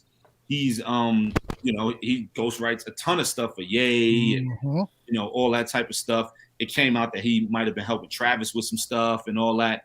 He got his credits, but he's still a ghostwriter because these are people who you would not think had a writer like Ye or Travis or whatever. So in that sense, it's like, oh wow, son is a ghostwriter. Yeah, he got help, whatever. Even though he got his credits. Then you have situations where you may not get your credits on the artwork because some artists are really, really taking it to the grave that they don't get help when they do. There are some artists out there that you'll read the credits and it'll have their name on every record. And I don't know, like, they ain't write that. You know what I mean? Right, Like, yeah. so on the artwork to save face, yeah, put so-and-so name on there, keep such and such name off, keep my name off, whatever. But when it comes down to publishing, when it comes down to splits, when it comes down to ASCAP and BMI and CSAC, yeah, my name is in the mix. So and so name is in the mix, and everybody's getting paid. So it is really traceable. Like if you have the internet, you could actually track down shit you've written on. I mean, I'm not gonna do it because I don't have that capable. I don't even. No, care, my stuff is really really low. My stuff is Okay. really low. Yeah. All right. But people know because I remember I did a radio interview with somebody kind of big and somebody very, very prominent. Actually, I shouldn't say kind of, but somebody very prominent. And I did a radio interview with them a while ago. This was years ago, and it was off the air. It was like, yo, I heard you was writing with so-and-so. And I was like, no, I wasn't. And it was like, oh yeah, I heard about that. But they was dead real, like they knew it. And I was like, I just got off the plane like yesterday. You know what I'm saying? Like, how did they know that? And he was like, nah, I heard about that. And I was like, what? And he was like, yeah. And he kind of winked at me. And I was like, oh man, like what? So like I do my best to keep everything very, very, very low. You know what I mean? But like you're doing a good job because if I was you, then I'd be like accidentally dropping names and stuff. You're like you have your brain trained like so and so and well, I'm a Capricorn. Capricorns me too. are When's your birthday? So Christmas Eve. Mine's the day after Christmas. Oh wow. Oh wow, that explains a lot. Oh wow, that explains a whole lot. That explains a whole lot. Yeah. So Capricorns are the best so, of the zodiac. a friend of mine hit me a while ago, and he was mad. He sent me a link, and it was like a Facebook or something like that. It was a link that said like, who the Skyzoo ghostwrite for, and it was like a discussion with people naming people like, yo, I think he write for so and so. I think he write for so and so. And my man sent it to me, mad like, yo, man, look at this, man. And I loved it. I was like, fuck it, like, cause it wasn't. They had a few on there that was right. A lot of them wasn't true. But I was like, if they want to talk, let them talk. I'm not saying nothing. So I thought it was cool, but my man was mad. He was like, yo, how they gonna be sitting here naming all these people, man? I was like, fuck it. Like, I ain't come out and say nothing, and I never will. You know what I mean? I thought it was funny, but it was a couple names on there. I was like, wow, they got that right. They got that right. But a lot of it, I was like, y'all bugging. I don't write for so and so. Like, you know what I mean? People be saying like outlandish names. Like, people be like, yo, write for Jay. I'm like, no, like, I don't write for Jay. Like, Jay writes for other people. You know what I mean? Like, Jay writes everything. Jay was writing for Puff at one point. Like, you know, Jay was writing for Foxy. Like, they don't need no help. You know what I mean? Like, no way. Like, but people come up to, yo, you write for so-and-so. So I'm like, I wouldn't say if I was, but definitely not doing that. So, like, nah. But yeah, I thought it was funny. I was like, that's cool. Like, whatever. But yeah, ghostwriting's been a way for me to be on the other side of the fence. As the guy who grew up where I said on Something to Believe in on the record, I said part of me is Mos Def, part of me is Mace. That's very, very real. Like, wow, yeah. Half of me is Mos Def, half of me is Mace and Betha, without a doubt. You know what I mean? I met Mace at the airport a month ago and freaked out. I mean, I was like, yo, fanboy. I was like, you're Mace, bro. Like, you know what I mean? Like, Mace, what's up? I was like, bro, you're Mace. Be like, I freaked, you know, like, so, and I'm the guy who rhymes on, 90s feeling boom bap beats, you know what I'm saying? So that's me. There's this ill split. There's this ill juxtaposition. And that's okay. Like, we live in such beautiful. It's beautiful. A damn or society. It can be, there's so many more ands than there are ors. Exactly. Like, but people want you to be this or that when I can be this and this and this and that. Like, as long as it makes sense. You're never gonna hear me come out and be like, yo, I'm gonna make a trap album and start, like, you're not gonna see that. You're not gonna have an album like this and then I'm gonna give you a record that sounds like one of these Lils, whatever, running around like that. I'm not gonna do that. It's not gonna be, well, I told y'all I listened to this too. I'm not gonna do that. You know what I mean? Because that's not me. That's not what I build. That's not my brand.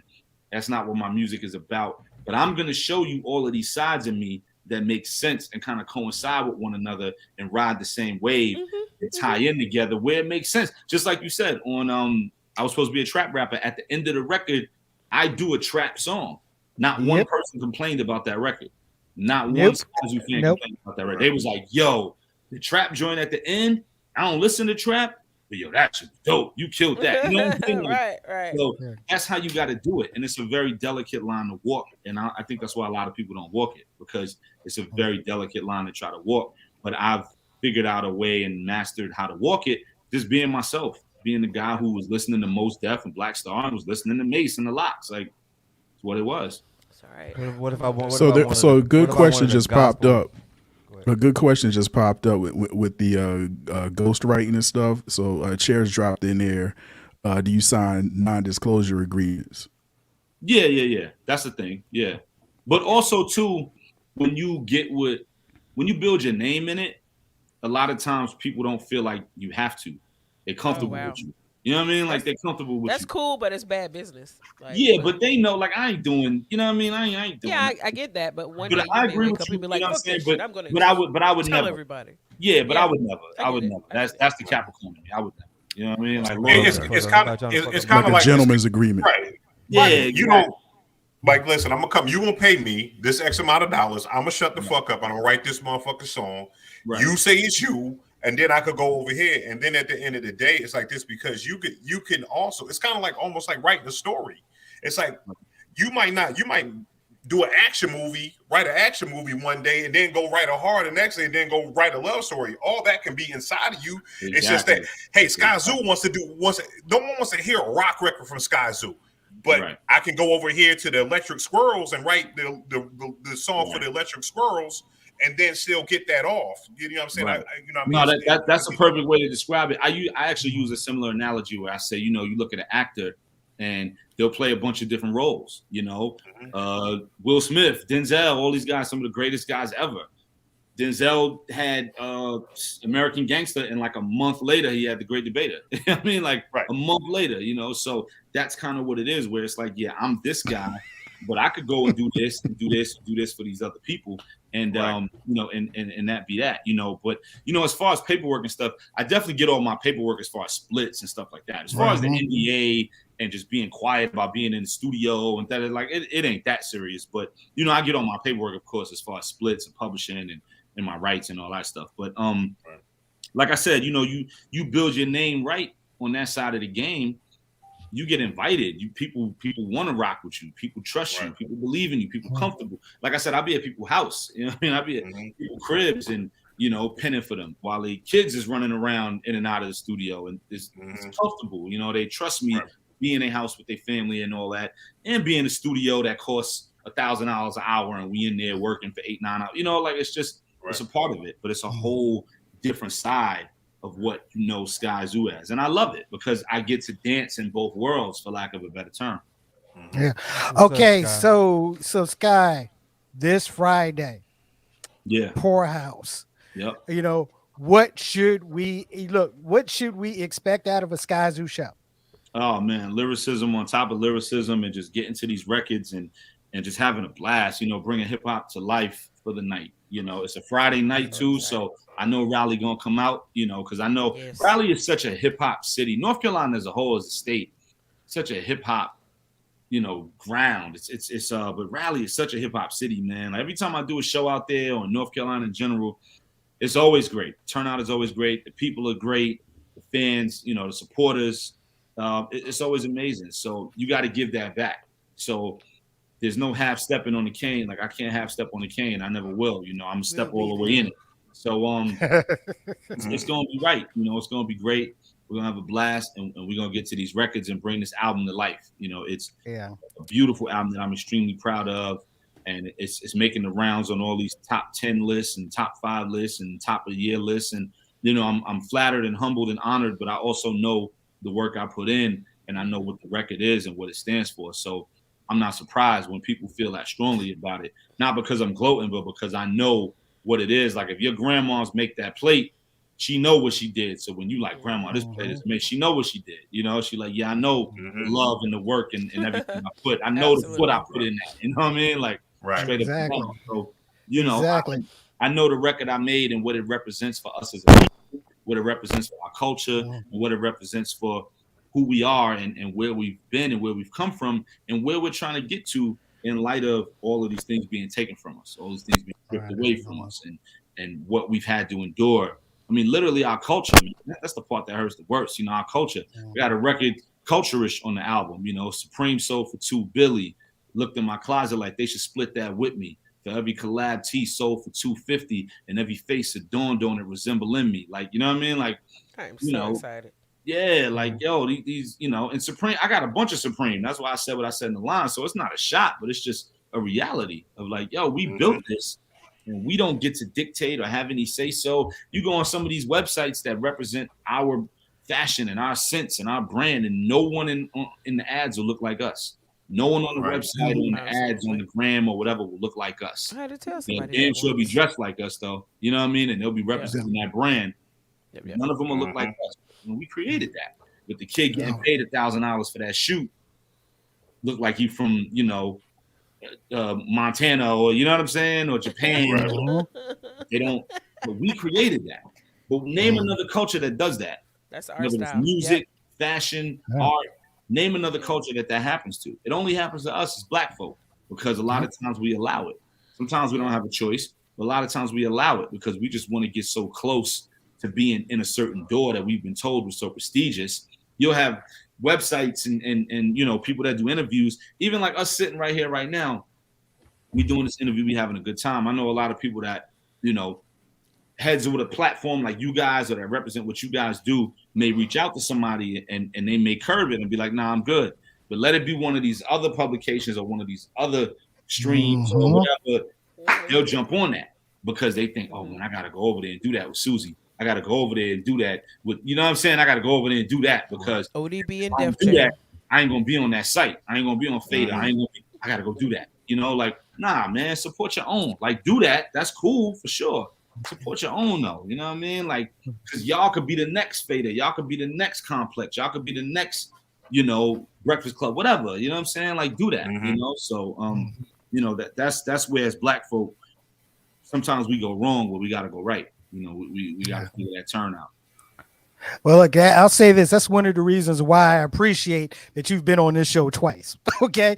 This is one of the main reasons that I appreciate it. That, I reached out. I was like, yo, can you come through? And you always like, yo, Bet, what do we need to do? I love that. That's I what's love up. that. Yep. Ladies and gentlemen, On Friday. all the brilliant things. With my black son on available. the cover. Yeah, with his black son on the cover, Tico. This nigga Tico. Look, they got the J's on. They got the J's on, Tico. But that could be like like white folks don't wear J's. Tico, stop it. Tico, stop it. That's me and my son Miles on that cover right there. Hey Tico, I'm gonna tell you this. I'm gonna tell you this right here, Tico. If Sky jump off stage on you, I'm gonna try to hold him. But he look like a big dude in real life. You know what I'm saying? Listen, because you my man. Let me tell you something, Bishop. Get him a big ass poster of it that he can see the brown in the face. When you say Tigo, Look, if Sky jump off the motherfucking stage and Sky dive off of me, motherfucker, I'm moving to the left. You can believe that shit. I ain't trying to hold up nobody, goddammit. I know this. Look at this right here. I know my weight, nigga. I'm not one of them type of performers. I'm on that stage locked in and loaded. We don't I am not no weightlifting motherfucker. I am country cock strong. I will push your ass with quickness. Anyway. Yo, Sky man. Yo, I enjoyed the album, man. I sat there and listened. Perry tends to get a little emotional. Emotional. For somebody that's so He's like got so much curly hair. Watch him out. Hey, stop it. Watch him out. He really dipped down. He I really don't care dipped about the down. Honey Mustard No, Boys. no. You know I don't He care. really down Keisha, into we some outnumbered. hardcore Chill. motherfucking damn hip hop. I mean, you know what I'm saying? Some old gangster shit. You know what I'm saying? Now, Perry always had that upstate, you know what I'm saying, Coogee rap, you know what I'm saying, gangster type shit, and I was always 8-Ball, MJ, Pat, Troy, and all them niggas like that. And in all actuality, Perry turned me on to you, you know what I'm saying? And I listened to you, and I like watching you, you know what I'm saying, like watching the growth. You know what I mean? I appreciate the growth and the shit that you do, man. I appreciate everything that you do. Yeah, much love. I appreciate it, man. Much love. I'm really buttering you up because, you know what I'm saying, I really wanted to get some of these lyrics for this gospel Hotep album I got going on. No, nigga, my mixtape is first. My mixtape is for you. Gospel Hotep. Gospel Hotep. Get it going. But look, Friday night, Poorhouse, Raleigh, North Carolina, be in the house, Sky Zoo, headlining the thing. once again, my brother, thank you. Thank you for once again blessing us with your presence on Straight to Tape. It's all love, man. I appreciate y'all for having me on, man. And Thanks. I'll See see you y'all in a couple of days. Yeah, a couple of Friday. days for sure. We're gonna get busy. All right. Yep. Yeah, All yeah. right. Oh yeah, man. Look, Friday, I'm gonna need a new drop from you, okay? So, but we'll talk about that on Friday Work it night. out. I'm gonna Word need up. yeah. Bunnies. Ladies and gentlemen, Sky Zoo. Thank Peace, peace. you. Thanks, bro. Much love, y'all. Appreciate you. Peace and love. Man, Wow, what a man. Wow. well-rounded show. I'm tired. Woo. Ooh, Yeah, hey, man. man, Well-rounded look, show, We ain't yo, had one like that in a minute. Went from I was yeah, supposed to go but to you the gym know that after was this. dog. that was was good. fun. That That that was was good, man. that was very I'm much trying a to find the fun link show. for the tickets for the show, and I'll drop it in the chat. Yeah, make sure you drop that. Make sure you drop that in the chat, beam, Yummy, because yummy, yummy, yummy, it yummy. is going to be an incredible evening And get your of hip tickets hop. today or tomorrow Yeah, because this shit's yeah, gonna sell out yeah. for Get real. in that motherfucker Um, early because it's gonna be packed. yes, It yeah. is. It's gonna be packed. Hosted by Bishop Omega. You know Don't what? let that When stop I you from say, going. first of all, I tell people motherfuckers all the time, ain't nobody gonna host better than me. It's not one nan nigga in the North Carolina Triangle area that can host better than me. But you know what I'm saying? So we're just gonna put that on the table. But listen, I got some inside. Trust me, there's a meet and greet. If you get your tickets early, you can meet and greet with Sky Mhm. Zoo at 7 o'clock. You know what I'm saying? I got the show line up. Listen, they threw some of the numbers out there when Perry or Key said that this show is gonna sell out. It's gonna sell out. It's gonna sell out. The pre-orders are already out the door right now. So I'm just telling y'all that's what it's gonna be. Is that me? Yeah, nigga. Yeah, Oh that's you, shit. Let me nigga. stop. Let me stop moving Yeah, around so much. That damn. Well, look, man. Wow, great show. But hey, yo, Tico, Yes. do you have anything weird for us today? Of course I do, my brother. Of course Oh I do. wow, wow.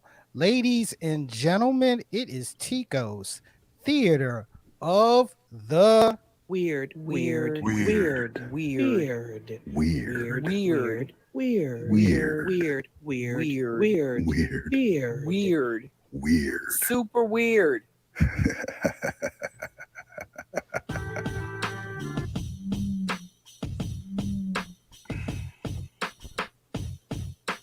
Look like you about to try to start Motherfucking freestyling. budget. Look at Pay that, people. That's what attention. happens when a budget comes through here, ladies and gentlemen. That's what happens when a budget comes through here. We got approved. Yes. Got it. Yes, we had a So, let me explain to you what's going on up in here. Since we had some New York MCs out here doing their thing, and it's kind of hot in these here streets. Let me tell you how hot it is. How It's hot so is it? hot, so hot, New York man bursted into flames after being tased by police. What? Oh yeah. Somebody He burst on into flames fire? or be He bursted into flames, my brother. And I'm not talking, you know what I'm saying, flame on, you know what I'm saying, Fantastic Four dude. I'm talking he went ablaze. He went ablaze. 29 year old Jason Jones was known by the police of being intoxicated and talking shit a lot, you know. He always came around there and they knew him well. And they figured that he was going to either hurt himself or hurt somebody because he was just extra fucked up this day. So they decided to go ahead and bypass all the fucking damn slur and drunk talk and decided to go ahead and tase him. But when they did Okay. do that, he bursted into fucking flames. Just prior going down Sunstep Strip. Let me tell you, son. It comes to find out that sometime during the day, this man has soaked his whole body with hand sanitizer. man, come on, fam. I What? don't know why.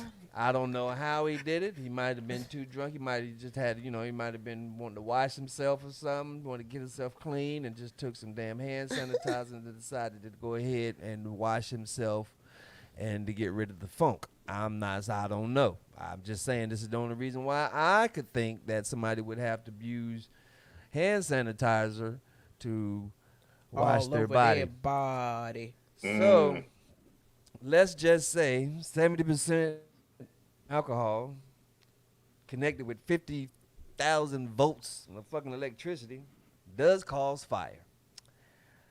It does, ladies and gentlemen, it does. And the only question that I really, really have to have is New York, is this finally interact the sensible hand sanitizer safety laws? I don't know. I don't know what's going on with that. Maybe so. I heard that he's getting some sponsorships. He getting sponsorships from KFC. KFC now has original, crispy, extra crispy, and Jason. So, so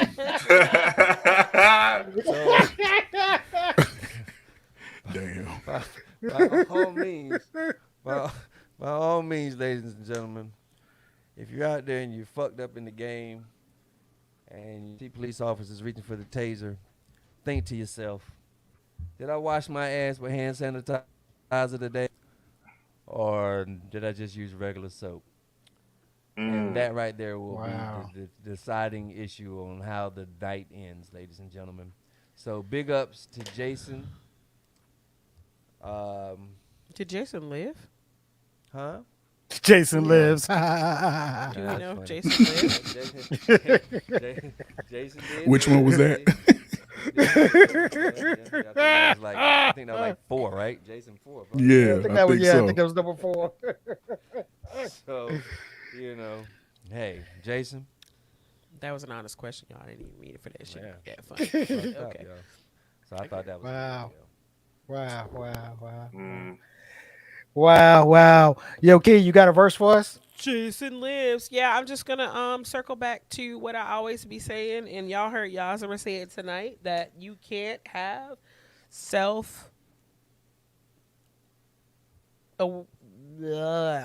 self evaluation, and self care requires self awareness.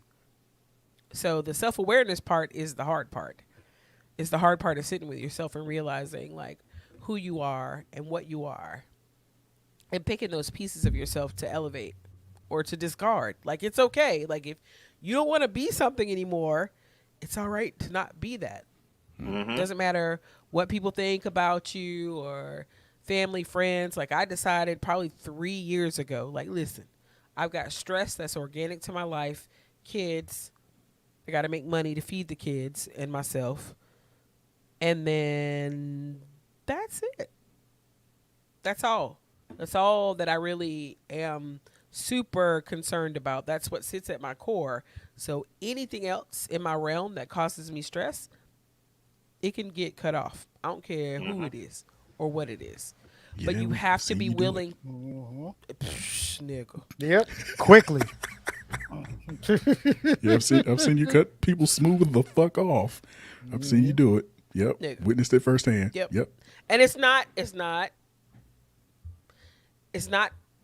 automatic for me. It just is a progression. So Right. whatever. Anyway, That's true. that's not what I was talking about. However, you have to sit with yourself and determine those pieces of you that you want to again elevate or get rid of. And it's okay to get rid of the pieces of you. Doesn't make it not you anymore. It's just the better you. So you can't have self-care or self-improvement without self-awareness. Thanks, Yas. Thank you. Ladies and gentlemen, another excellent episode of Straight to Tape. Told you we had a special episode for you, and this was by far special. Okay. One, you can catch us on Tuesday nights, 8 p.m. Eastern Standard Time, right here on Facebook Live, on YouTube, and on Twitch. Audio version of Straight to Tape is available on your favorite podcasting platforms. Make sure you go to our social media platforms, IG, Twitter, and Facebook, Straight to Tape. And, of course, hit that subscribe button over at S2T Media. Yo, Rob, Yes, sir. You know what time it is. Go ahead and show some love to the comment section. Is that what we're doing now? We're showing That's what love we're to the doing. comment section. That's what we're Yes, doing. that's what we're doing. That's what we're Okay. doing. Hey, listen, man. If you're still watching live, go ahead and drop a heart on this joint for me. You know what I'm saying? But get into the comments section, man. Again, you know how we do. Thank y'all for rocking with your favorite podcast. Starting off with the homie Daniel checking in early. We had the homie Joe Biggs on the check-in. P. What are we doing Thursday night? Oh yes, yes, yes. Thursday night. Okay. Straight to tape will be joining Front Porch Discussions. We'll be guest on the Front Porch Discussion show with Joe Biggs and his Front Keisha Porch cannot cuss. Discussion Keisha cannot crew. cuss. Keisha cannot cuss, Keisha cuss. but come Keisha check cuss. us out 6:15 Eastern Standard Time. Okay. Facebook Live. Facebook Live and on YouTube. So make sure you come check us out. Shouts, once again, shouts out to Joe Biggs and the Front Porch Discussion crew. We'll be happy to sit on the porch. We only gonna drink a little bit, and Key ain't gonna curse. All right. Continuing on, shout out to the homie Jay Berkeley Gold. I got it right for a change. You did. Yeah, Look at sure there. Look did. at there. Hey, Burke. Hey, Burke. My man, what's up? What's up, Jimmy? Also, Lynn on the check-in. Had the homie, the Big Chief Raj. My man, Clee, fresh out of Facebook jail, 30-day bid. What's up, homie? Hold on. Candy. Wait. Clee asked that I have the mic from the DJ used on Hustle and Flow. No, sir. These are Rode podcasting mics because we're Yes. fancy. Yes. Thank This you very road much. pod mic. Rode pod mic. This came from the research and development wing of S2T. Thank you. Candy, what's up, girl? Thanks for checking in. Also, the homie Paul, what's up? Cecil, what's up, bruh? What's going on with you, man? Perry, shut up. Shut up, Perry. Shut up. Perry, you got to no, you got to shut up. You got to shut up, bro. I'm You sound sorry. like a transformer, bro. Yeah, you sound like an Autobot. He gone. Thank Continue. you. Log in. Sound like you got T-Pain's dick in your mouth. I'ma buy you a train. Damn it, get out of my head. Ooh, I'm gonna take it home with Nigga. I got money in the Anyway, bank. Cecil, what's up, man? Hey, Nisi, thanks for checking in. Thanks for also sharing the stream. Cherish, what's up, girl? Thank you for checking in. My homie John Champion. Champ, what's up, bruh? Record Store Podcast. Thanks for sharing the stream as well. Big Hump, what's up, homie? Thank you for checking in. We had Carice on the check-in. What's up, girl? Ooh, that's Gina. awesome for today. Yeah, we had a lot of people today. Gina, what's up with you? Asim, the homie. Tanisha, what's going on? Also in the reacts, we had April, we had Brandy T, we had Tanya T. We also had Angela P on the check-in and sharing the stream. Thank you, Bishop. Bishop always shares our streams. Thank you. Thank the Record Store Podcast again. Thank Nisi for sharing the stream. Michael Innocence, thank you for sharing the stream. I caught that early. Appreciate it. And again, listen, if I forgot you, sorry, didn't mean it. You know what I'm saying? Love you. But Unless you're- what you say? Never mind. Continue. Say it. Say it again. Shay? No, I'm just Unless you're no, I'm not gonna do it. Go. playing. Oh shit. Tell us later. Anyway, again, thank you for checking in with your favorite podcast, man, and rocking out with you, man. A lot of y'all, it's y'all bedtime and shit. You know what I'm saying? And you got other stuff to do, but you rocked with us. You fucked with us the hard way. We really, really appreciate you. We love y'all for it, man, and continue to support your favorite podcast. And look, and we love bringing you special stuff. Tonight was special. Look, one other thing. The Tico's Theater of the Weird theme song, okay? Produced by Big C's. So Cecil, thank you for the check-in. Absolutely. Thank you for Absolutely. the track, my man. All right. Well, Thanks, bro. Thanks, bro. and we got some more. I need my we got- birthday cake though. We do have some more upcoming. Bishop. Yes, sir. Yes, sir. Yo, man. When y'all back on the air, bro? We actually on the back. We're back on the air tomorrow night. So we're back tomorrow night. We're gonna talk about Virgil, the passing of Virgil. We're gonna talk about Young Dolph. We're gonna talk about Liz Cambridge and her OnlyFans. For you know what I'm saying, if y'all don't know who that is, look at the Center for the Aces, the Nevada Aces. And also I just want to give a major shout out. Not only am I going to be doing the show on Friday, but I also in a movie, my man Mike Anderson did a movie called A Polished Soul. I'm in a movie. Go to my Facebook page right now, Kareem Bishop Omega, and the link is there. Download the joint. It's only $8. Spend $8 with your boy. You know what I'm saying? That ain't even a shape up. Yeah. Word, You know what I'm saying? word. So, you know what I mean? I got me a nice little part to join me and my man Josh Gunn or whatever. Please support the movie. And also tell us what you think. You know what I'm saying? Tell me what you thought about my role. I'm cool with it, but I just want I want this to be on Netflix so everybody can stream it. So, but right now it's for purchase for $8. So, and the links is on the thing. So thank y'all, man. Awesome. I'm going to That watch Yo, is it. Bishop, what- I met old girl from the Tomorrow. Aces, man. I met old girl that you talking You about. met from the her? Aces. Yeah, my cousin used to play for them. My cousin Ty. For he used to real? play- Yeah, Ty. She used to play for the Aces. Yeah. That's what's up, yo. She is. Well, look, awesome. make sure you're checking out Bishop Omega and checking out the Intelligently Ratchet crew tomorrow. Okay, Come on, man. make sure 8 you o'clock. Yep, make sure you're checking Front Porch Discussions on 6:15 on Thursday, where we are doing the straight to tape Front Porch Discussion mashup part 2. Mm-hmm. And Get your dinner yeah, cooked early. Sheesh. exactly. Look, and if you got time, well, get your tickets for the show at the Poorhouse before the joint sells out. Okay. It's going to sell out. It's gonna Yeah. sell out. So for the first lady of S2T, the quintessential hip hop mom, Keisha with a Y. Bye. See you on Friday. If I don't, I don't. You're going to miss it. Our social media assassin for the 2-1, Mr. Rob the Actual. Yo, peace. Hey, thanks for checking in. My man Sledge on the check-in. What's up, bruh? And of course, the comedian Tigo de Gallo. You know, y'all stay safe from this whole Omarion variant that's going on. Yeah. that ass, variant. that ass Huh? was trending on You don't Twitter know- yesterday because yeah, everybody oh. renamed the variant Omarion instead Yeah, of so do Omicron. y'all watch out for the Omarion, This nigga thought he was Watch doing it. something. so you don't get touched. Doom, doom, doom. Touched. Touch. Touched. He was like, Yeah, "Damn, I'm don't- trending." He thought he was he thought he was doing some shit. Thought he was a No. hero. Damn. No, COVID variant. nigga, not you. That's so Not you. disappointing. Not That's you. like when your phone rings or you bling, you get a message. You like, oh yeah, and you pick up your phone. And it's your mama.